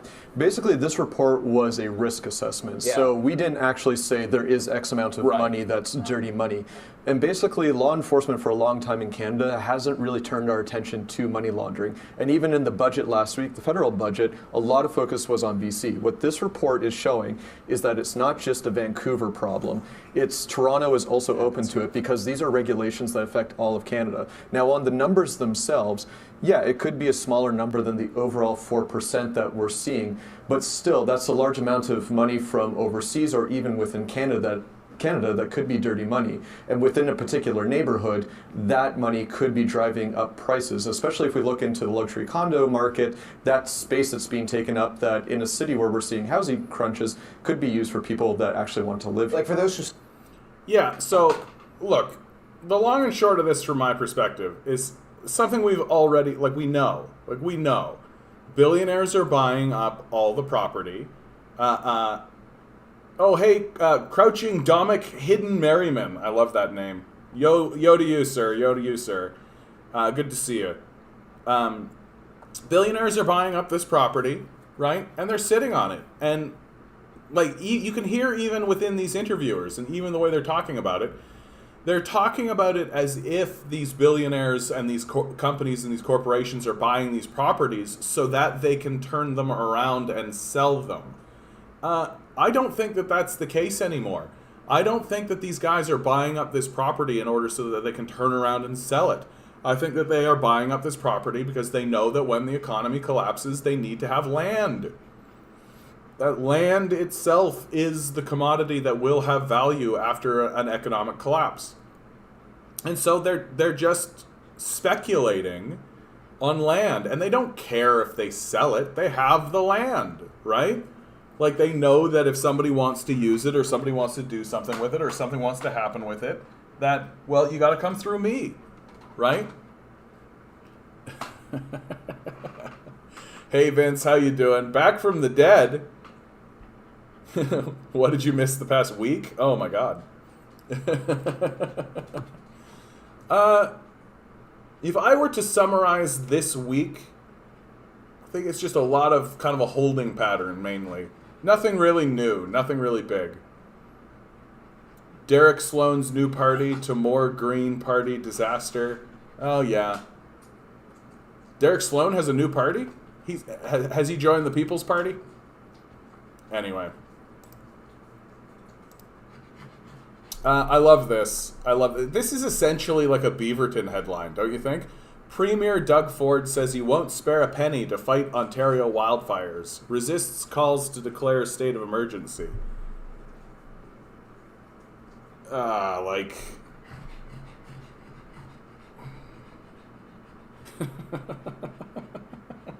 love it, Vince. You're coming in with fire in your belly. If you won't spare a penny to fight Ontario's wildfires, then call a state of emergency, right? Real simple, real straightforward. But Dougie doesn't actually care. Oh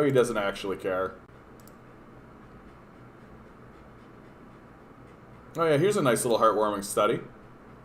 Vietnam will give Cuba 10,000 tons of rice, and Hanoi will give La Havana 2,000 tons of rice. I believe most Vietnamese will think it's too little. We can and should give more to our brother in blood on the other side of the globe. That's a beautiful sentiment. I think it's a beautiful sentiment. Like, they're just giving rice. Like, when was the last time we just gave people stuff? Right? No, you can't just give people stuff, right? Then that'll diminish the market share or whatever the fuck.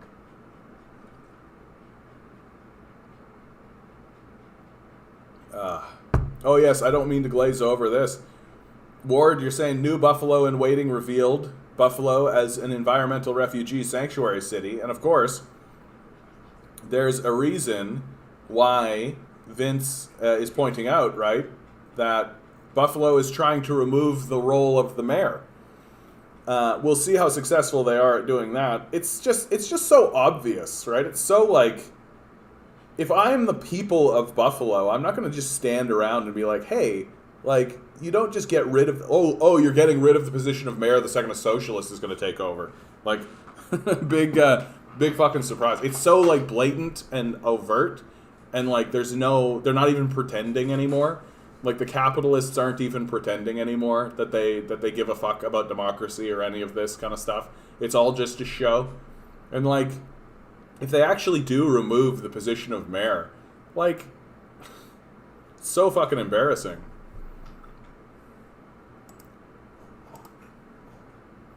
Oh, the reason I have this one up, this is a New York Times headline. And, like, listen to this headline. Like, listen to how fucking stupid this headline sounds. China's sports assembly line is designed for one purpose: churning out Olympic gold medals.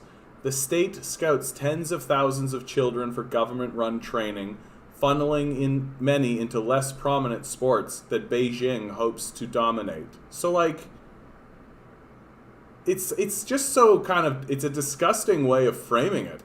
Like, calling it a sports assembly line, like they're churning people out, as if the state offering its citizens the opportunity to excel in the thing that they want to do is bad, right?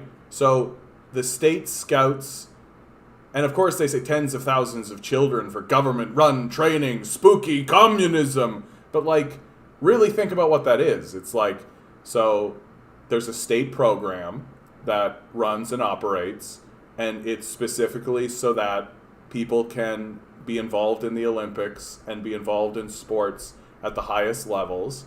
And so, yeah, it goes around, it finds the kids that are the most adept at doing this, so spooky and scary, and then this final line, funneling many into less prominent sports that Beijing hopes to dominate.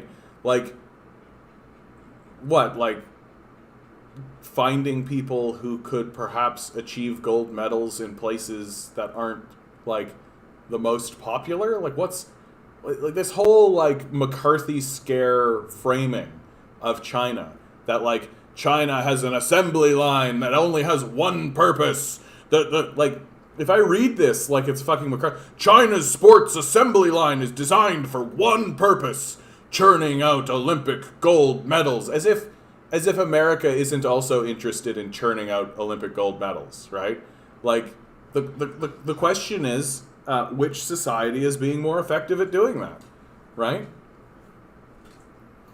Yeah, Cold War propaganda. That's exactly what it is.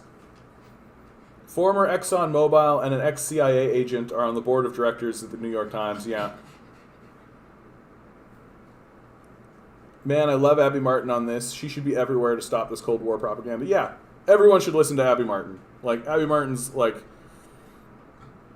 not only, like, incredibly intelligent and brilliant, but also a stone cold fox.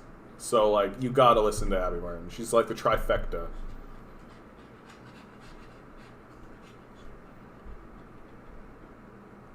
No, in Toronto, hey, Onward, how you doing? In Toronto, the mayor doesn't actually have that much power. The power that the mayor has in Toronto is to try to set the agenda. That the mayor's office, if the mayor is actually a mayor who's interested in, like, I don't know, ending homelessness or something, you can, like, try to get a bunch of counselors together in the same room to figure out how to do that, right? That's the reason why when Rob Ford came out and said he admitted to smoking cocaine or smoking crack and all that kind of stuff, the city council basically just stripped him of his power. They just were like, no, you're done.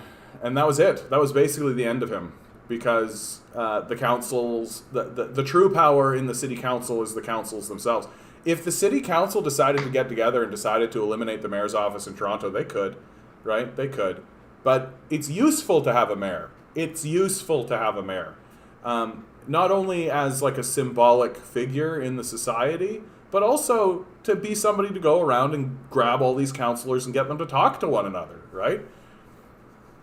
Yes, of course having a socialist mayor would be very nice, because what a socialist mayor would do is they would grab city councillors and try to get them together and to talk to one another on social issues, right? Instead of grabbing guys and getting them together to pay money to developers, which is, you know, what Rob Ford did and what Doug Ford is doing. Like it's not power in the sense that they can just like hit a gavel and say this is what's going to happen, but it's still an important office that does carry with it a certain amount of power and prestige and weight. Because if you are a city councillor, you want to be seen as cooperating and working. What do you think of Richard Wolff? Are you a fan? Do you think he's valuable for our cause? Absolutely. Listen to Richard Wolff. Listen to Richard Wolff, for sure. Richard Wolff is very astute. He's very intelligent. He's very well read. He's very informative. It doesn't necessarily mean you need to absolutely agree to everything that he says, but he's like the grandfather of Marxism in America. Like you absolutely you can't just ignore him. Like you can't just ignore him. You have to listen to him. You have to. And again, like you can find your disagreements or any of that kind of stuff, but if you're going to disagree with somebody like Richard Wolff, you better have a fucking good reason, right? Like he's extremely well educated. His points are very well articulated. He's he knows his stuff. He knows his stuff, and he's on the right side. And these days, that's almost enough, right? Like it's almost enough that he's just on the right side. Soviet means council. Yeah, exactly. Mach is saying we can't just denuclearize the Iron Curtain. Still exists. We can't just let China partake in the Olympics. They train athletes. Yeah, exactly. Yeah, exactly. Well, the denuclearized thing is so fucking crazy to me, man. Like Ronald Reagan, like people worship Ronald Reagan, right? Like, and people are like constantly talking about Ronald Reagan as if he's like this godlike sort of figure in American politics. But he denuclearized. He denuclearized. He worked with the Russians. He worked with the Russians in order to denuclearize. That he wanted to get rid of nuclear bombs, and the Russians went along with it. And they together they started to get rid of some of their nuclear bombs. And now people like the Americans are building more nukes, right? And they're re-escalating this Cold War and building more shit, as if we don't already have enough to destroy the planet 5 times over, right? As if we need more. And like, so I don't like we're completely off the rails as a society. Like we're completely off the rails. Like we're not acting rationally. We're hysterical. We're completely detached from anything resembling anything close to reality. Like we're not a normal society. I don't know how often I need to say this. Like we're not a normal society. We're completely off the rails. Vince, you're excited for this election? You're talking. Can't wait for Canada to understand how terrible capitalism is. Yeah, we'll see if that bears out. And how Harper Trudeau had both a very much pro-U.S. foreign policy. Yeah, they definitely were. Like, I mean, Trudeau is selling weapons to the Saudi Arabians, for God's sakes. And, like, Harper was in favor of the U.S. It was in favor of the U.S. invasion of Iraq, right? And like my position has steadily become that like we have to at least try to convince these Americans to de-escalate. Like we have to. And I feel like Canada is the nation that is best positioned in order to look at our American brothers and sisters and say to them, we have to de-escalate. Like, it is time to de-escalate. We have to start de-escalating. We can't just continue doing this. We can't. The planet itself is telling us to de-escalate. It is time for us to de-escalate. And I know I absolutely would vote for someone if they were willing to say to the Americans, we have to de-escalate. Like, this strategy that we're doing where we're destroying the planet, because the United States military is one of the largest polluters in the world, right? It's not working, and it's going to blow up in our faces in very impressive and big ways. Capitalism is definitely losing support. Big Pharma is making generic insulin for cheaper. That was unthinkable before, yeah. Have I seen Laurel Collins' speech in the House of Commons? Nope. Laurel Collins' speech in the House of Commons. Climate accountability speech? Is this the one we're talking about?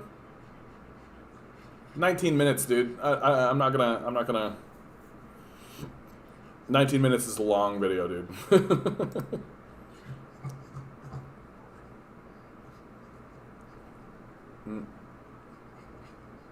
Because we are stealing the future from our children. And the young people know it. And they shouldn't have to feel that fear. They shouldn't have to march in the streets because politicians are not protecting their future. Before I ran for office, I taught at the University of Victoria. And I taught a course where we covered climate change and social movements. And I remember at one of the breaks, a young woman in my class came up with tears in her eyes. And she asked me, how do I study? How do I work on the things that we're talking about when the scientists are telling us we have a decade to turn this around? And if we fail, it means the collapse of ecosystems, mass extinctions, millions of people dying, our food systems, our future. We talked about how we maintain hope, how we make space to grieve, and how to touch in to that fear and that pain while continuing to fight for a livable planet. She went on to help organize climate strikes in Victoria, and her wisdom and her leadership and the wisdom and leadership of kids across Canada and around the world, it often brings me to tears, and it motivates me to action. What this young woman was doing was listening to the science, looking at the challenges that we face straight on, and she was seeing and feeling the urgency.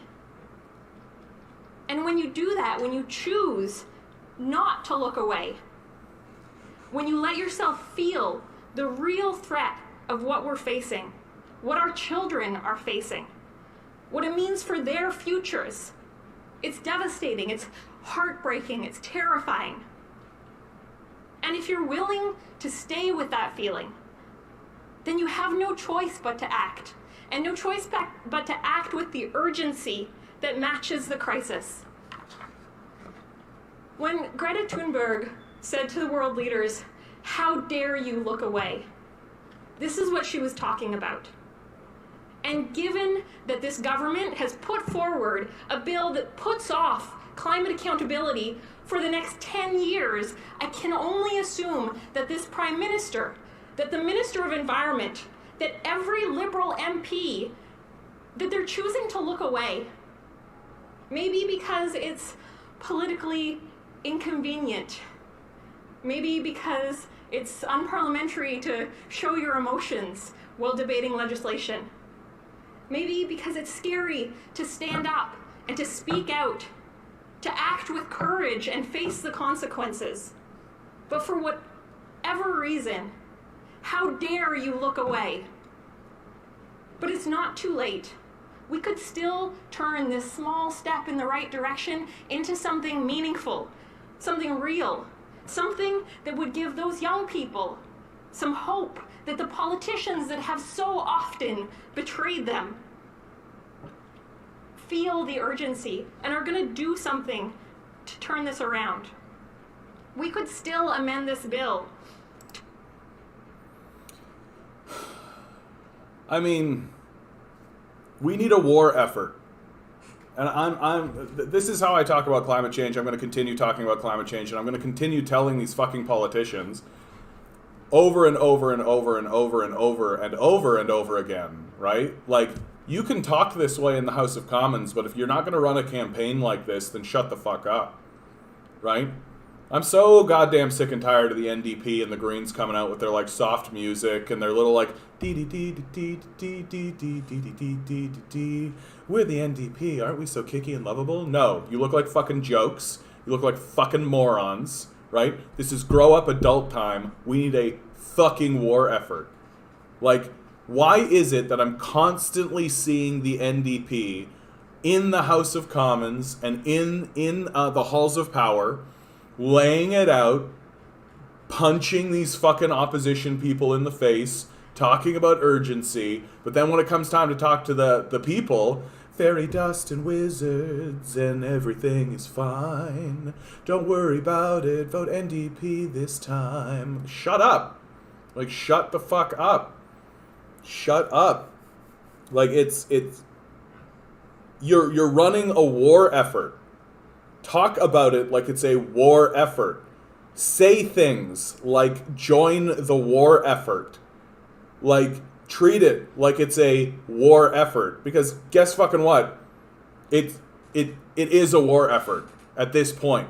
And you can outright say, because of the inaction of the liberals and the conservatives who have betrayed you, we are now in a position where we must restructure our economy into a war economy. And we are going to do that because that is what is necessary. Because we're adults and the baby time is over.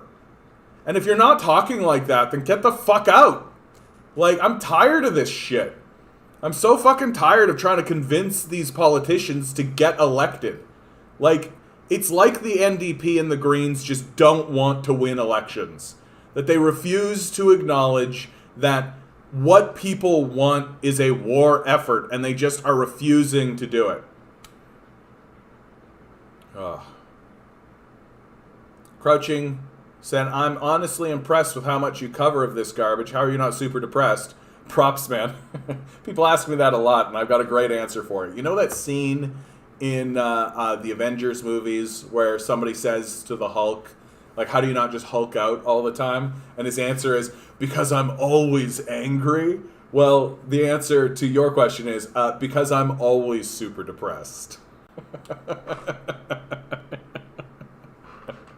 Because I've found a way to take...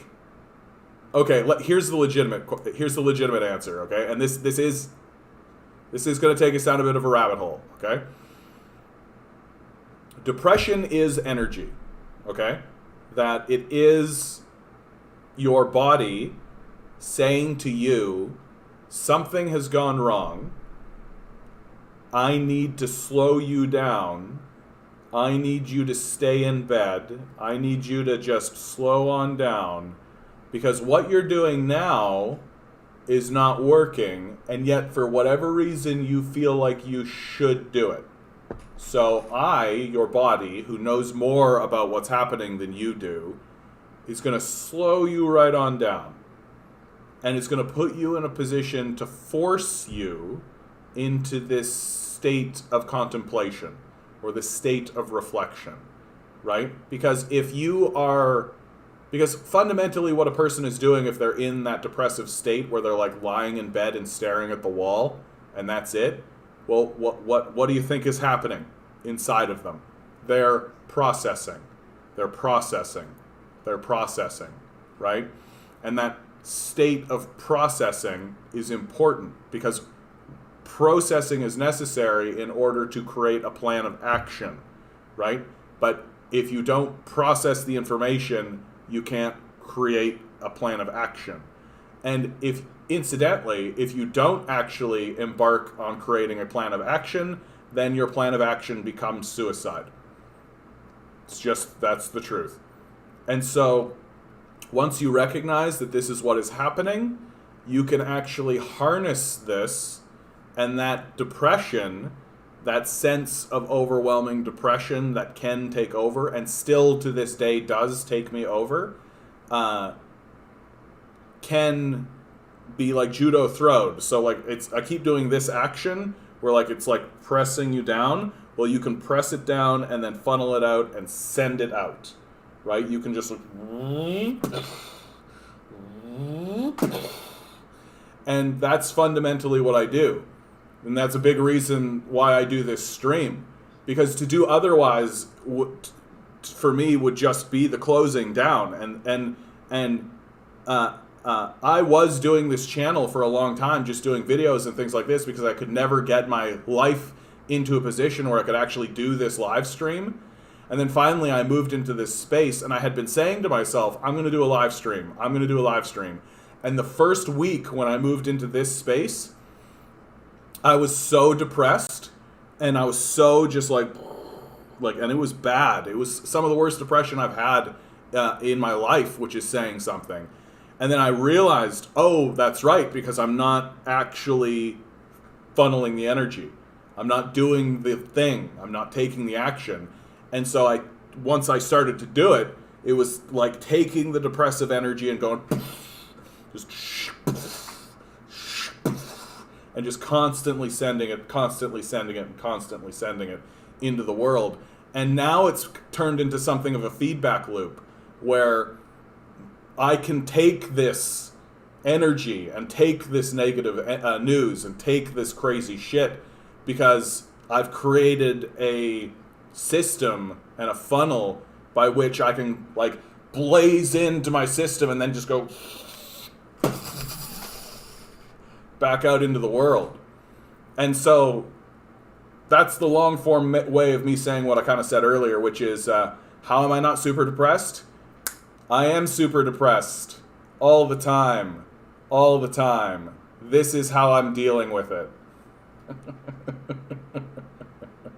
And if I don't, then it becomes the more traditional form of depression, where you're lying in bed all the time and you can't get out and things are horrible, and it's just like this slide down to depression, down to suicide, ultimately.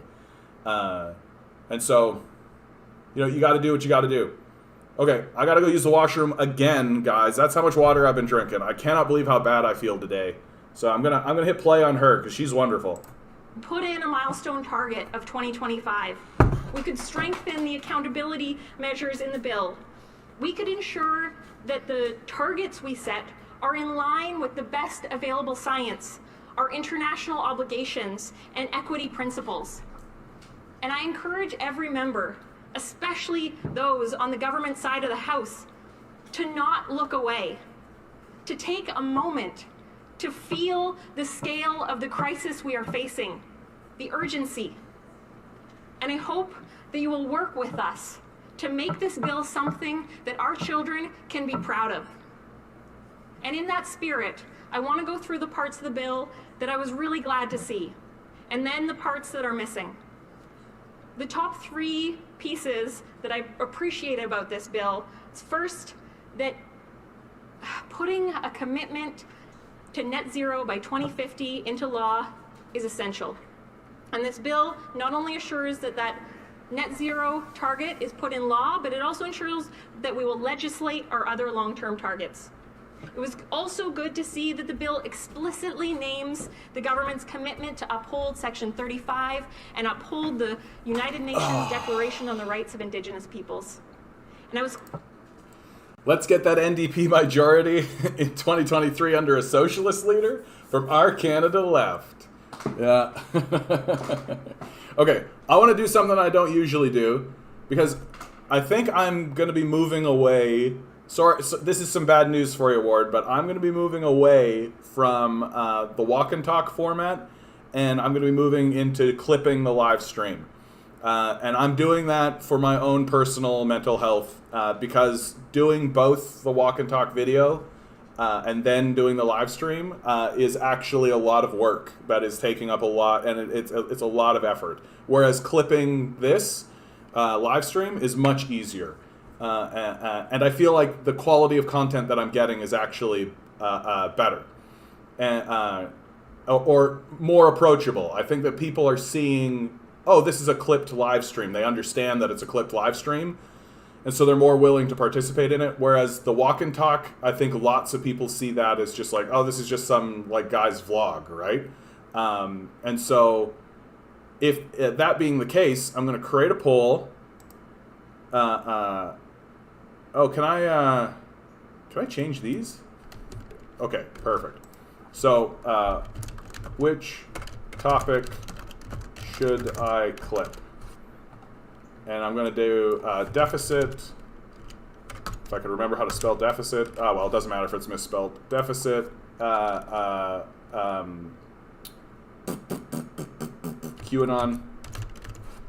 And third option, depression. Because I actually thought that was a pretty good clip. So, which one of those should I clip? And who knows? Maybe I'll do another one while you guys are coming to terms with that.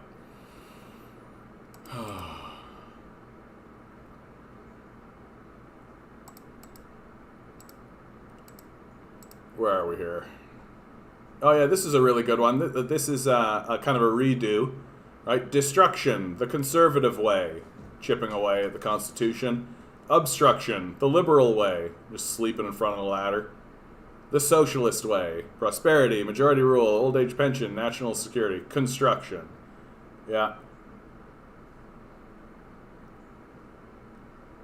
I agree with you, Ward. Your walking inspires people to get out and walk about. I definitely am going to still do them. I think I don't think they'll become nothing, but I just think it is just getting to be too much work. It's just getting to be too much work, and I gotta care about my own mental health and my own ability to get things done. And ultimately, I'm not really that satisfied with the quality of that I'm producing. Like, I feel like because I've committed to the live stream, the quality of the walk and talk is starting to diminish as well, and I'm really struggling as well with finding topics that I don't talk about in the live stream, right? So, and onward, yeah. To answer your question, it's not sick. I think I just got too much sun yesterday, and I woke up with like a huge headache, and I just feel kind of beat up. I just feel a little beat up, and I don't know why. This last week has been really great. So, what about history? Yeah. But again, Vince, like you're talking about, like that's a research project, right? Like that's something that I might, if I was doing like weekly videos even, that would be something that's definitely worth kind of doing. Anyway. Mask mandates have been reimposed here in Atlanta. Oh, that's good to hear. That is actually good to hear. I'm surprised our right-wing governor is allowing our mayor to do so. I don't know, dude. Something's got to give. The Delta variant's taking over, right? The Delta variant is taking over, and so something's got to give in America. All right, looks like you guys are coming down on the QAnon side, unless a couple of votes swing it. We'll leave that open for a little bit. Oh, I actually really love this. This comes from Ben Norton. Peru's new leftist president, Pedro Castillo, announced at his inauguration that he will not govern from the typical palace, which is named after a murderous Spanish conquistador. Instead, Castillo will make it a museum that tells Peru's real colonial history. That's super baller, eh? Like, imagine if like the prime minister got elected, and the prime minister just like was like, "No, this building's fucking a colonial kind of thing. We're going to turn it into a museum to really show Canada Canada's colonial history. That's baller. That's a baller thing to do. Yeah, it's gonna be an exciting time for South America generally, right? Like, I know that Venezuela, Peru, Bolivia, and Chile are in conversations with one another to create kind of federated agreements, and there are rumblings that Lulu, who's a socialist, is poised to take Brazil back over from Bolsonaro, because I think people have experienced Bolsonaro and they're very much like, oh, this is bullshit. And if Brazil suddenly becomes socialist, while Venezuela, Peru, Chile, and Bolivia are also socialist and talking about creating federated bodies to deal and help one another, if Brazil got in on that, that could completely reshape the continent. It could completely reshape the continent and become like an entirely new place. Also, great news, good early sign from Castillo. Liberals were pressuring him to break with Peru Libre, a Marxist-Leninist party. He just appointed one of their leaders as prime minister. That's hilarious.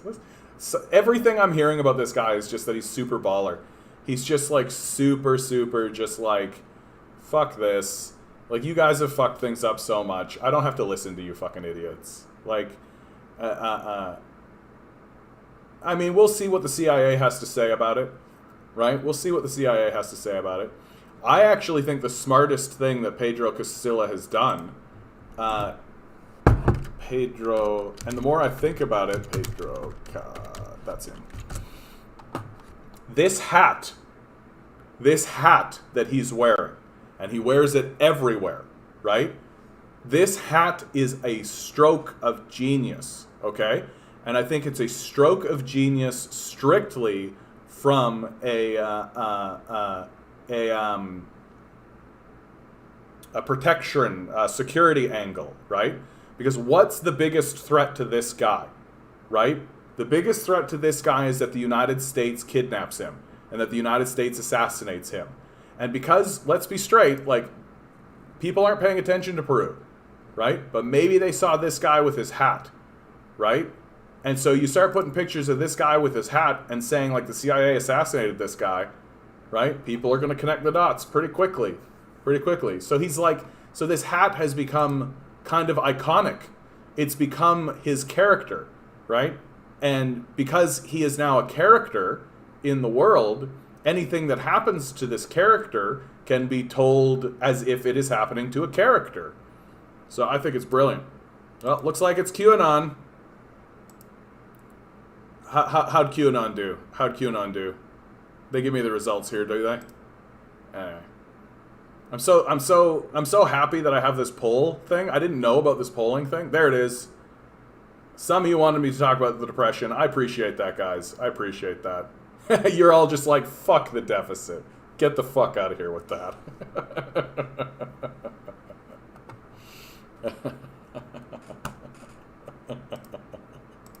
All right. Only 6 of you voted, though? Come on. I know that some of you just listen. I know some of you are listening in. This butter is delicious. Oh, that's nothing. That's just... Okay.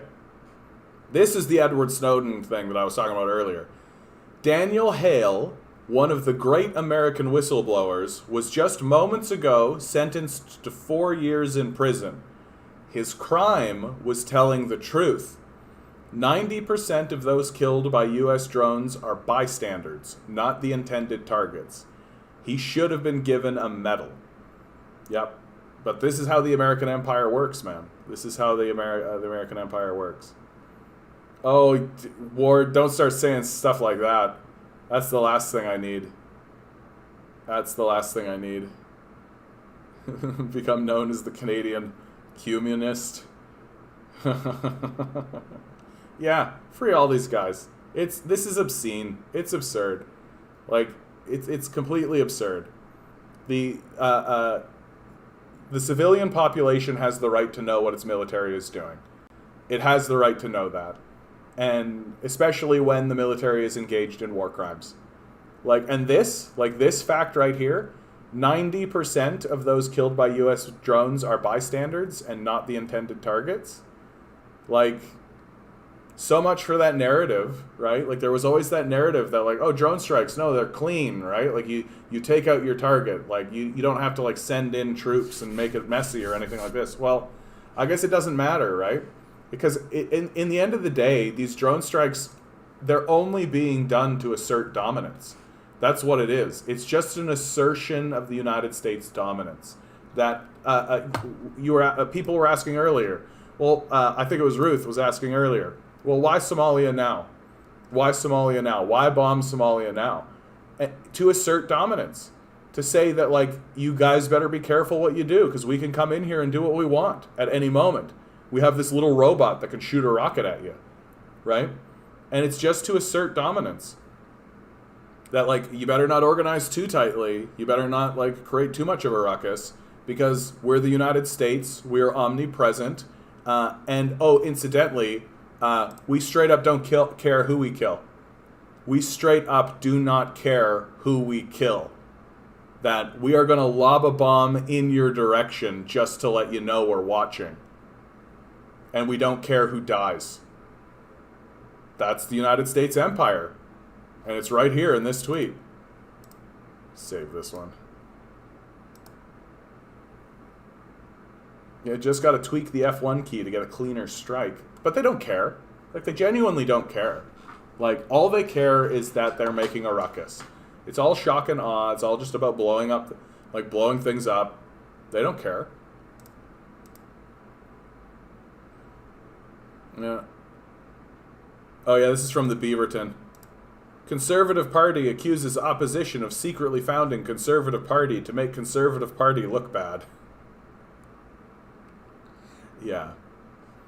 It's astounding to me that the Conservative Party still has the support it has. Like, that's how insane the society has become. Like, Mulrooney, in the 80s, Mulrooney destroyed the Conservative Party. When the Conservative Party went from being a majority party to having 2 seats. 2 seats. Okay?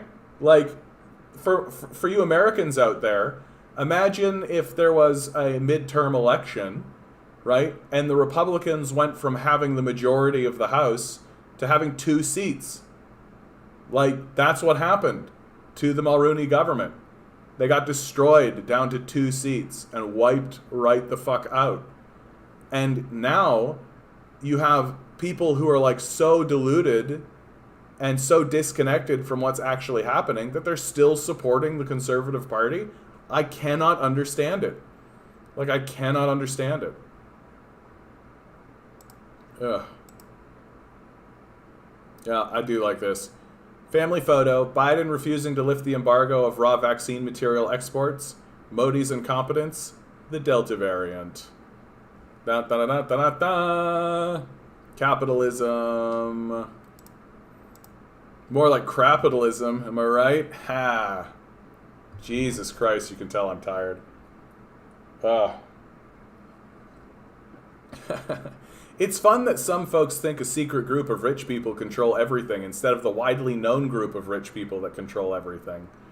That's another thing about the QAnon people, man. It's like, guys, like, there is a group of rich people that control everyone. You just need to read Business Insider. You just need to read the Financial Post. Like, we know who they are. It's not, there's no secret. There's no, like, secret cabal. Like, they're well reported on. Right? They're well reported on. And, like, the Financial Post and the Business Insider are generally, what's so ironic about them is that they are actually some of the most accurate reporting that exists in North America. And they are, because they know that they have to be, because people are making business decisions based on the information that they receive. People are making money decisions, right? That if Business Insider or the Financial Post give bad information, then these hard-nosed, rugged capitalists and businessmen will stop reading. right? So they know that they have to report completely accurately, and they do. And if you actually read the Financial Post and like the Business Insider, I mean, you don't need to read too many articles, and you don't need to read too many issues to realize that these guys are sociopaths. Like they genuinely view employees in the same way that they view, like, that they look at cattle. It's not very, very different. Like that, the labor base might as well just be cows as far as they're concerned, right? And I mean, I think we should treat cows a little bit better too, but why read dystopian fiction when you can just pay attention?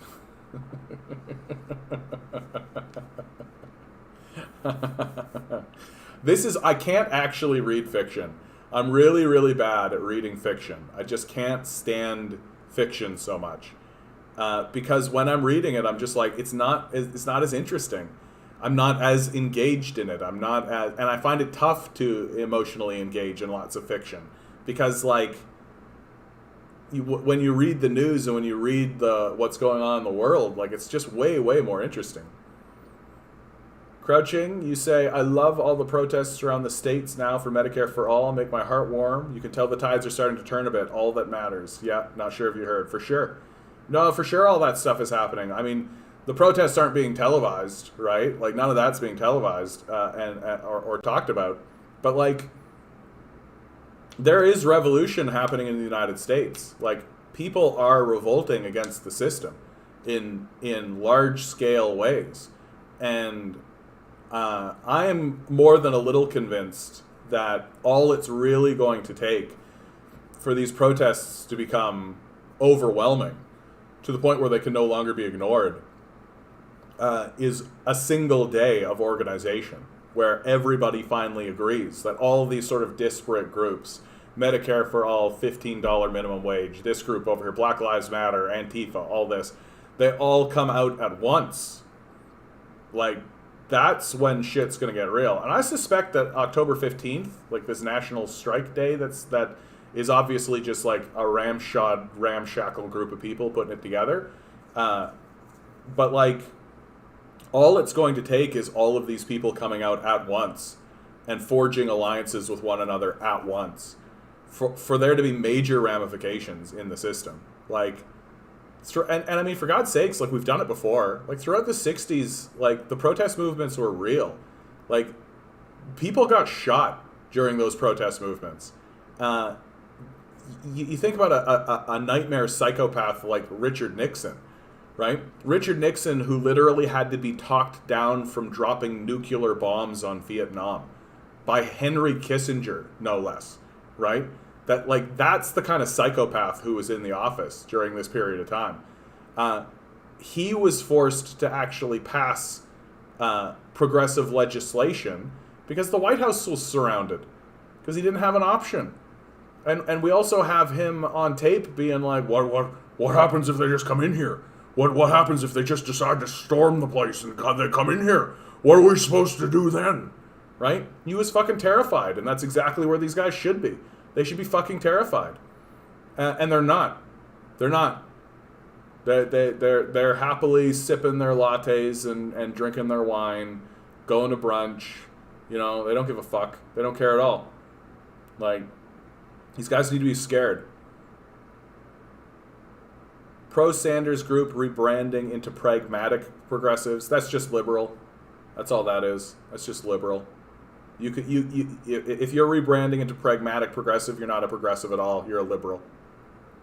Rather than insisting on Medicare for all, Sanders trademark universal government-funded healthcare plan, or the climate change-fighting Green New Deal, our revolution is focusing on the more modest alternatives endorsed by President Joe. So it's just fucking liberalism. That's all. It's just fucking liberalism. And bad liberalism at that. It's not even good liberalism. Like, it's just like this grotesque distortion, and like Sanders is just kind of shrugging and being like, well, we can't get anything done, so we might as well, pretend like we still can get something done, but we can't really. And no, I mean, like, the United States is falling into like a dystopian nightmare future. Like, it's really, really obvious. Like again, like this is why I can't really read dystopian fiction or read this kind of stuff, because what's happening in the world is way more interesting. Like way more interesting. I don't know if I agree with you on that, Onward. I mean, he's getting old is the problem, right? He's getting old is the problem. And, like, the next crack at the can that he could possibly have is 6 years from now. And he's already, like, how old is Bernie Sanders, right? Like, Bernie Sanders' age. Like, he's 79. So the next crack at the can that he's going to have is going to be 6 years from now at best, because either Biden continues to run or a Republican wins, and then he gets a crack out of the can after that. And like in either case, I think you're right. Like he's too old. I feel like the energy that was surrounding him is not going to ever be there again. We do have him to thank, though. I think that he's taking a bit of a pillaring because his unwillingness to sacrifice himself ultimately. But we do have him to thank for normalizing the term socialism. And we do have him to thank for making socialism no longer such a dirty word in American politics, right? And that's pretty important, man. Like, that's pretty important. I do agree with you, though. I don't think I'd be very surprised to see a Bernie Sanders presidential run in 6 years. I think there are progressive liberals. Turn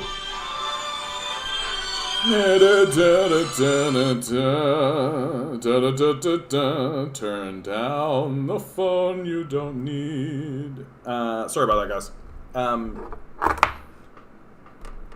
There's no such thing as a progressive liberal. Those two things are incoherent. But I'll go along with it. There are progressive liberals who just don't see how liberalism will never deliver on the values of the Enlightenment like socialism can. Yeah, I get that a lot. Like, I'm seeing that especially from, like, the Destiny crowd. They straight up don't understand what socialism is, and they generally think that liberalism will ultimately is the way forward. Incremental change forward, right? But they don't recognize ultimately that liberalism can never confront capital because it is fundamentally part of the capitalist system. And they don't understand that, like, socialists are saying that, yes, sure, incremental reform, but eventually there's a point where you have to say, okay, and then the capitalists go away, right? And then the capitalists are gone. And there's a system that is behind the capitalists, right? Liberals can't do that. They don't understand that. That's inconceivable to them.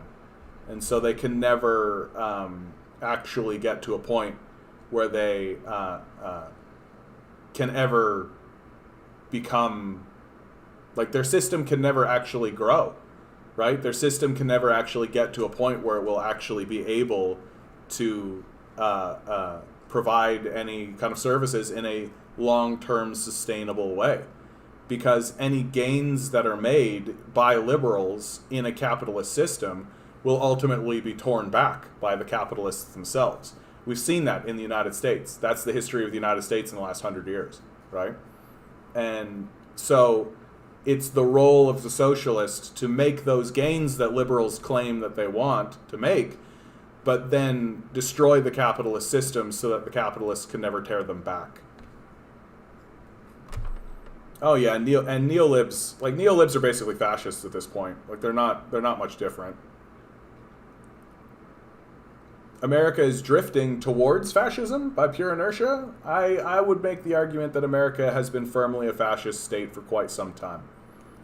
Like, firmly.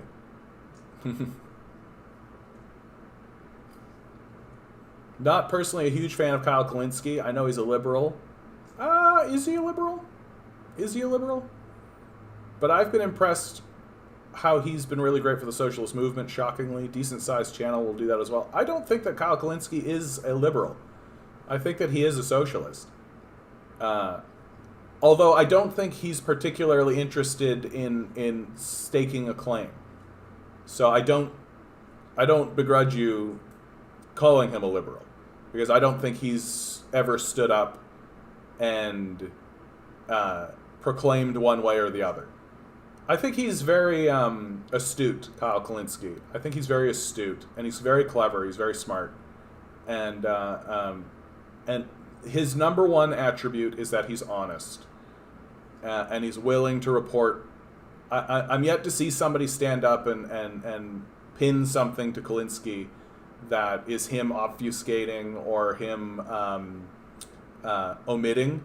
Omission is usually the one that people can get away with for a long time. You can get away with a lot if you're just omitting. But Kyle Kalinske, he's honest, and he tries to be honest. So that by itself makes him valuable. There's a lot of people and money actively pushing the U.S. towards fascism. I agree. Onward, yeah. Without stronger pushback, we can already see the slip towards the right continue.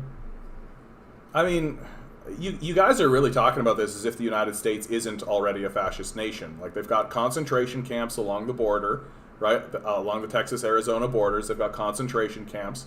ICE kicks in people's doors, minority groups, and kidnaps them, takes them away. You can go to the fucking ICE website, right? ICE website. They celebrate it. They're not fucking hiding it. Here's the numbers, right? Here's you know, here's the arrest, the detainers issues, the removals conducted. 509 doors they've kicked in, right? 3.2 million immigration cases managed, right? This is the concentration camp numbers, right? So like, like towards fascism, slipping toward what are you talking about? So there's the concentration camp that's on their border, okay? Go on over here. Here's a concentration camp that they have in Yemen, right? Slipping towards fascism. Like, what are we talking about here?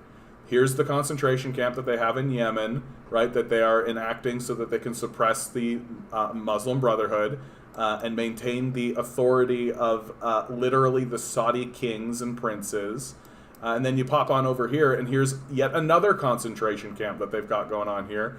An open-air prison called the Gaza Strip exists in Israel, right? So that they can maintain and spread and continue spreading a military base, a nuclear-armed military base. And they have plans to extend these borders to take over the Suez Canal, to take over the oil fields of Jordan, to wipe all of this out. Like, what are we talking about slipping towards fascism? Like, what are we talking about? Like, America is fascist. Like, it is the definition of a fascist state.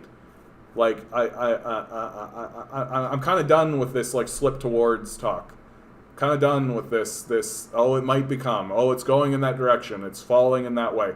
Joe Biden, Donald Trump, Obama, Bill Clinton, George Bush, right? The Bush father, they're as bad as Hitler. Like, look at them. Like, look at them. Write out the list of shit that they did. Write it out. They're as bad as Hitler. Absolutely, they fucking are, right?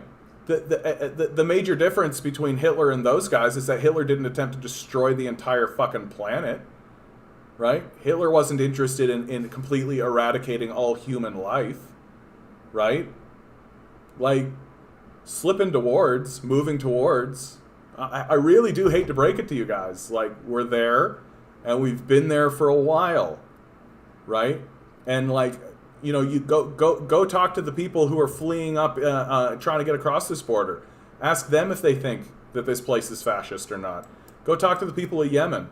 Go ask if America's slipping toward. Go talk to the Somali people who just got fucking drone striked. Go ask them if they think America is slipping towards fascism or not. Right? It's a fascist country.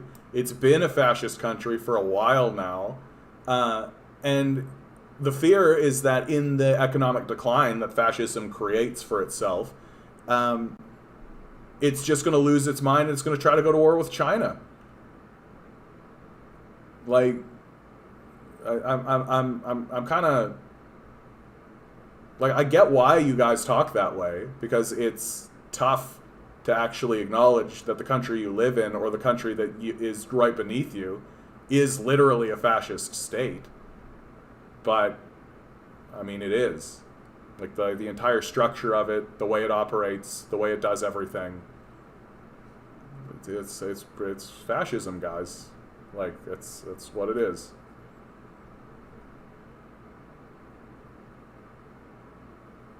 Did you see that debate between Sam Cedar and that? I assume you're talking about Sam Crowder. Wasn't a debate. Oh, no, he had one recently. No, I didn't actually watch it because I knew it was going to be super cringe. Libertarians are insane. Their worldview is sociopathic, right? The idea, like, literally, they are arguing in favor of, like, I should be able to murder a guy, right? No. Like, no.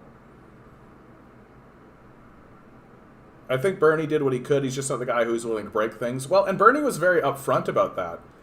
Bernie was very upfront about his reasons for why he didn't, because he knows that the Democratic Party will destroy people. He knows that the Democratic Party will destroy people. They destroyed Ralph Nader. They destroyed Dennis Kucinich. And he knows that if he stood up against them, they would destroy him. And so he decided that it would be better for him to maintain in power and try to do something good from the inside than to get destroyed, which is what would happen. And I kind of look at that and I think, like, yeah, I see where you're coming from. Like, I don't really hold it against Bernie, I think, is where I land. I think some, like, a Jimmy Dore type commentator has kind of a scorched earth approach with it. I don't. But and then again, I don't think it's going to matter because I just don't think Bernie Sanders is going to run again. Ilhan Omar, part of the establishment along with AOC, yeah. I have to admit, stop paying attention to the squad.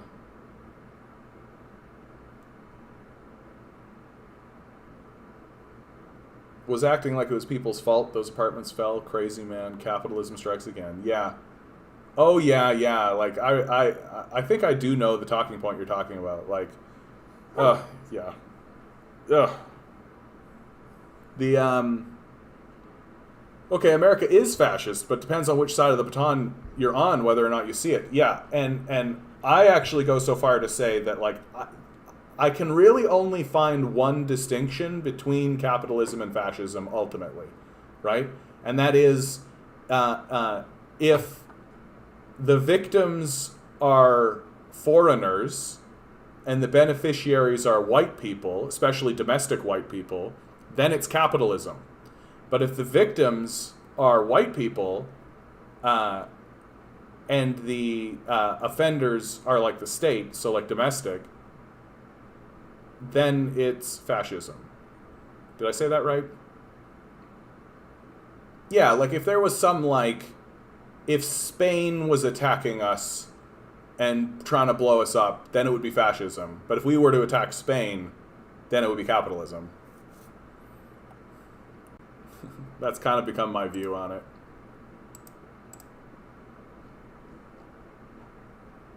Ugh.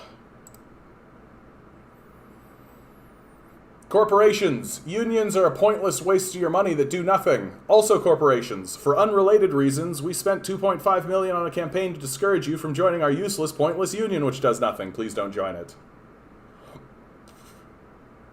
Yeah, it's, I have kind of a double-edged opinion when it comes to unions, which I will get to in a moment, as I need to use the washroom yet again.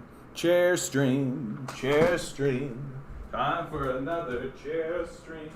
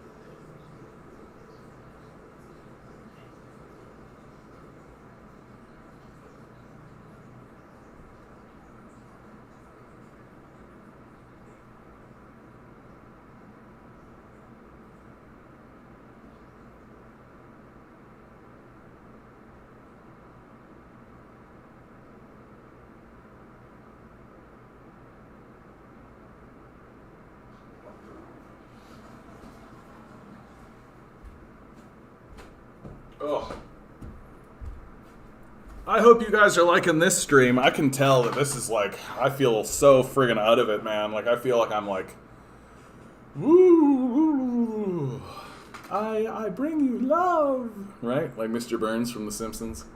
I'm kind of dating myself with that reference, but that's fine. CNBC, the owner of this tiny 875 rig mines Bitcoin using free electricity at Starbucks. Jeez Louise. Bitcoin, man. There's something that we need to get rid of. Like, Bitcoin is like you want to talk about the, like, absolute repugnant pointlessness of capitalism. You're talking about Bitcoin. Like, all it does is pollute. It takes the same amount of energy to maintain Bitcoin as it does to maintain the country of Sweden. They consume the same amount of energy. And Bitcoin is for what? Right? Why does Bitcoin exist? Near as I can tell, Bitcoin exists so like rich sociopaths can trade like sex slaves with one another. That's basically what Bitcoin is about, right? So like, if anything should be shut down, it should be fucking Bitcoin and all these cryptocurrencies, all this fucking bullshit. Like, get rid of all of this. It's all it does is pollute, and all it does is let rich cocksuckers trade sex slaves with one another. Like, no, like no. I've got to, like, I understand why unions showed up, and I understand what they were for, and there's a long, bloody labor history and with unions. But I feel like the modern union has largely been co-opted by capitalists. That capitalists have found a way to live with unions, and that, you know, unions have given that unions exist to protect their own specific workers, but they're not ever going to actually extend or fight for the rights of people outside the union, right? And that that where the unions have gotten to now have basically stopped because corporations and wealthy people can just buy union leadership, right? They have so much money that they can just buy these union leaders, and so the whole thing is calcified. So even though like union members are better off than non-union membered, it's become like a two-tiered sort of system. It's become like a system where the unions are actually becoming part of the capitalist apparatus. That they're not fighting capitalism. That they're just kind of an extension of the capitalist model. And that if you can manage to get a union set up, there's like this checkpoint you cross where now I get health benefits, but like that's it. That it's still fundamentally capitalism.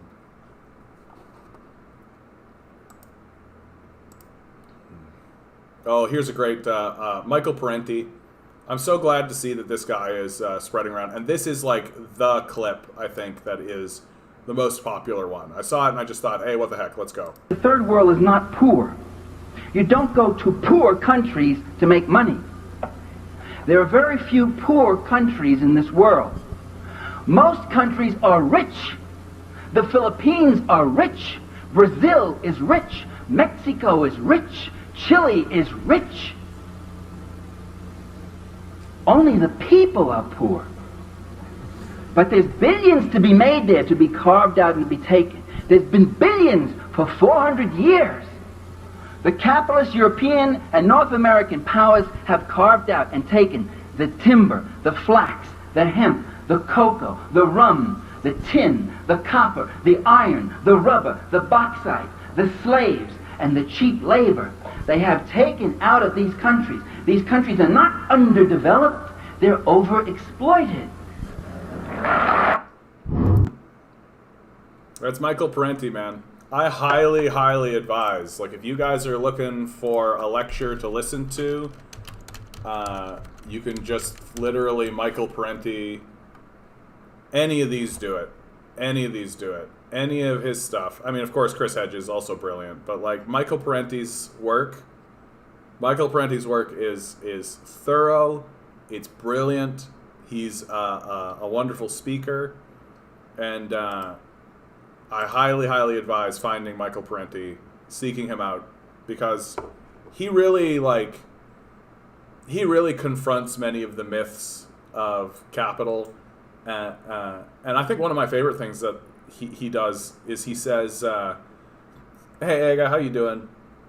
He says, people look at me and they come to me and they say, "Well, Michael, you don't actually think that there are like people in like smoky rooms who like smoke cigars and make decisions, do you?" And he goes, "Well, how else would they do it?"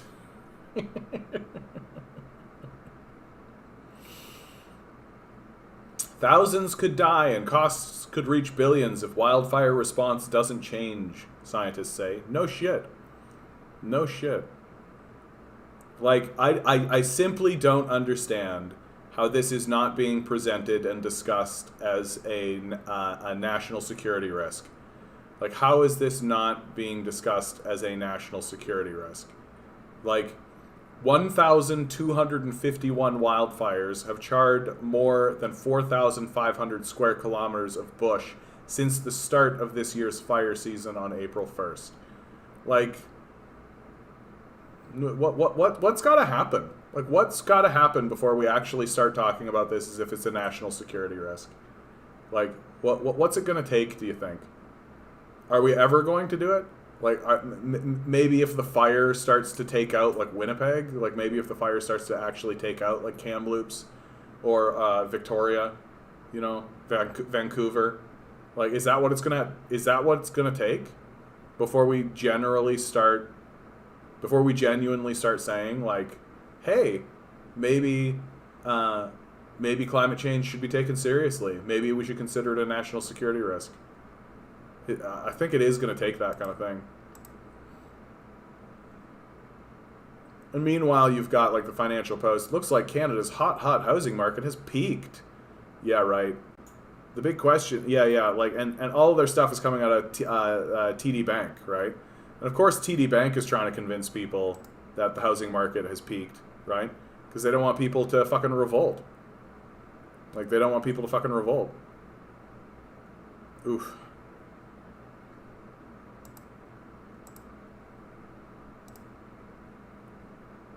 Well, we're at the end of what I had planned. It has to be a white populated town city before they do anything. Yeah, I think it is going to take, like, it definitely needs to be white, because so far the primary victims have been First Nations people, right? Like the town of Lytton was First Nations town. Yeah, meanwhile BlackRock owns 95% of the real estate. Exactly. Exactly. At this point, I think it is about just controlled dissent. It is just about trying to convince people that, like, oh no, the housing market will cool and it'll come down, don't worry. Like, they're just trying to buy time because they know the whole thing is coming down. It's impossible to see. Like, I don't see how you could be an analysis, a proper analyst from, like, the Pentagon, for example. Like, if you're a Pentagon analyst, you're pretty aware. Like, yeah, the economy is going to come down again. Like, it's all there. Like, it's obvious. But, like, so I think that there is a bit of controlled dissent that's trying to happen. That they don't want people to rebel or revolt. That they want to try to convince as many people as they can that, like, okay, no, things are okay. Like, the market's gonna cool. Just give it time, right? Just give it a couple of years, and the market will cool, right? And then a couple of years will pass and it'll be exactly the same or worse, like always. And they'll be trying to run the same grift and trying to do a kind of thing. And again, Canadians largely are, you know, gullible and exhausted. And they're trying, and remember, they're trying to keep everybody isolated, right? So that, you know, finally I'll just, like, throw my hands up and be like, oh, okay, fine, I can't get a house in the city, I guess I'll move, right? I guess I'll do this. Because they want, you know, these individuals to make their individual decisions, and they don't want people to start putting together that they're being fleeced. And they certainly don't want people to start putting together organizations, and they certainly don't want people to come together and actually demand collectively that something be done about this housing market. And something could be done about this housing market, right? They could nationalize a lot of this housing. They could nationalize a lot of it. Like, yeah, it's like BlackRock owns 95% of the real estate. Nationalize it. Bye. Get the fuck out of here. And I don't mean pay them. I don't mean like give them market value. I mean say, oh, you're not using those houses? They're ours now. Thanks. Bye.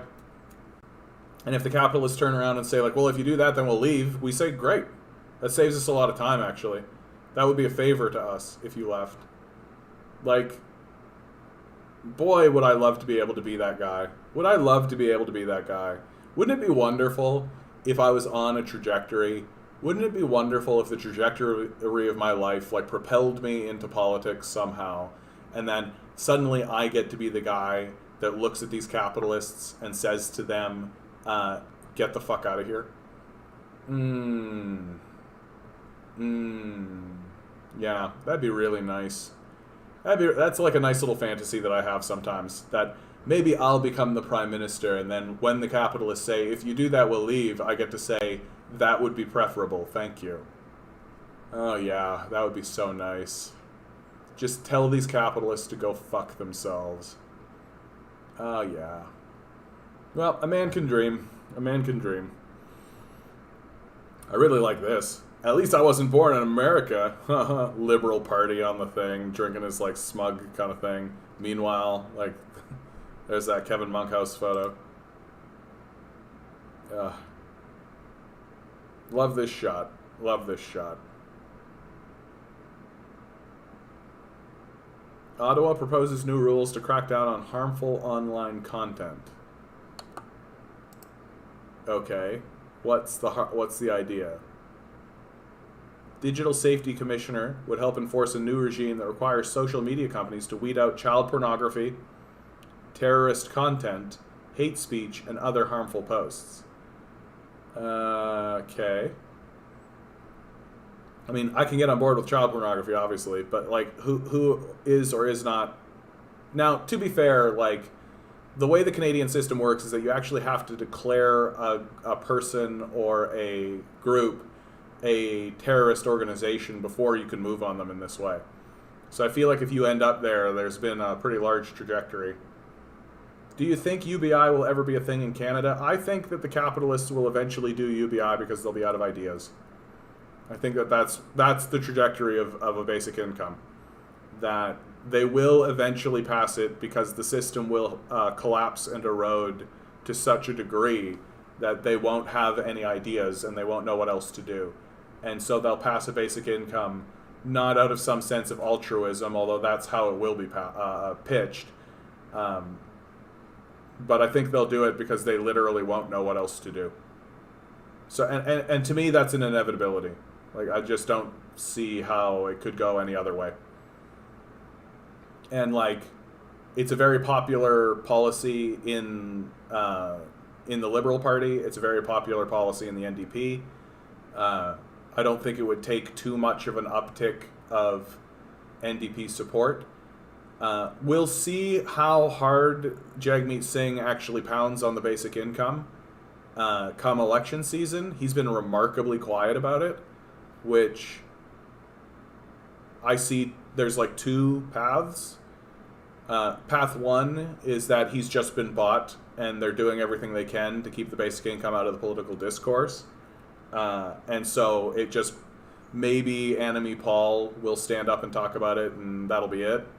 But even then, she's like a neoliberal and she's easy to buy, so like, why bother? So that's one way. The other direction is that he's just keeping it under his turban until the election starts, and then he's going to come out swinging really hard on it right then, and hope to catch the Liberals a little bit off guard. What I actually suspect will happen is that the NDP will flub, as they always do, because they don't actually know how to run a campaign properly.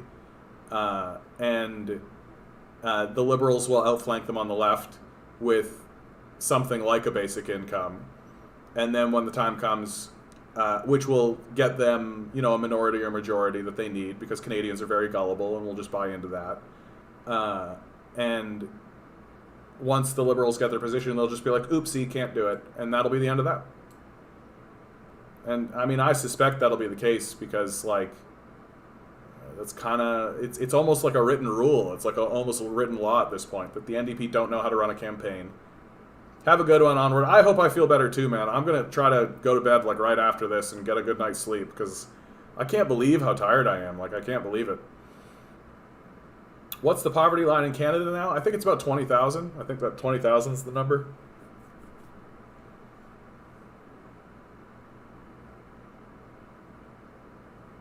Anyway.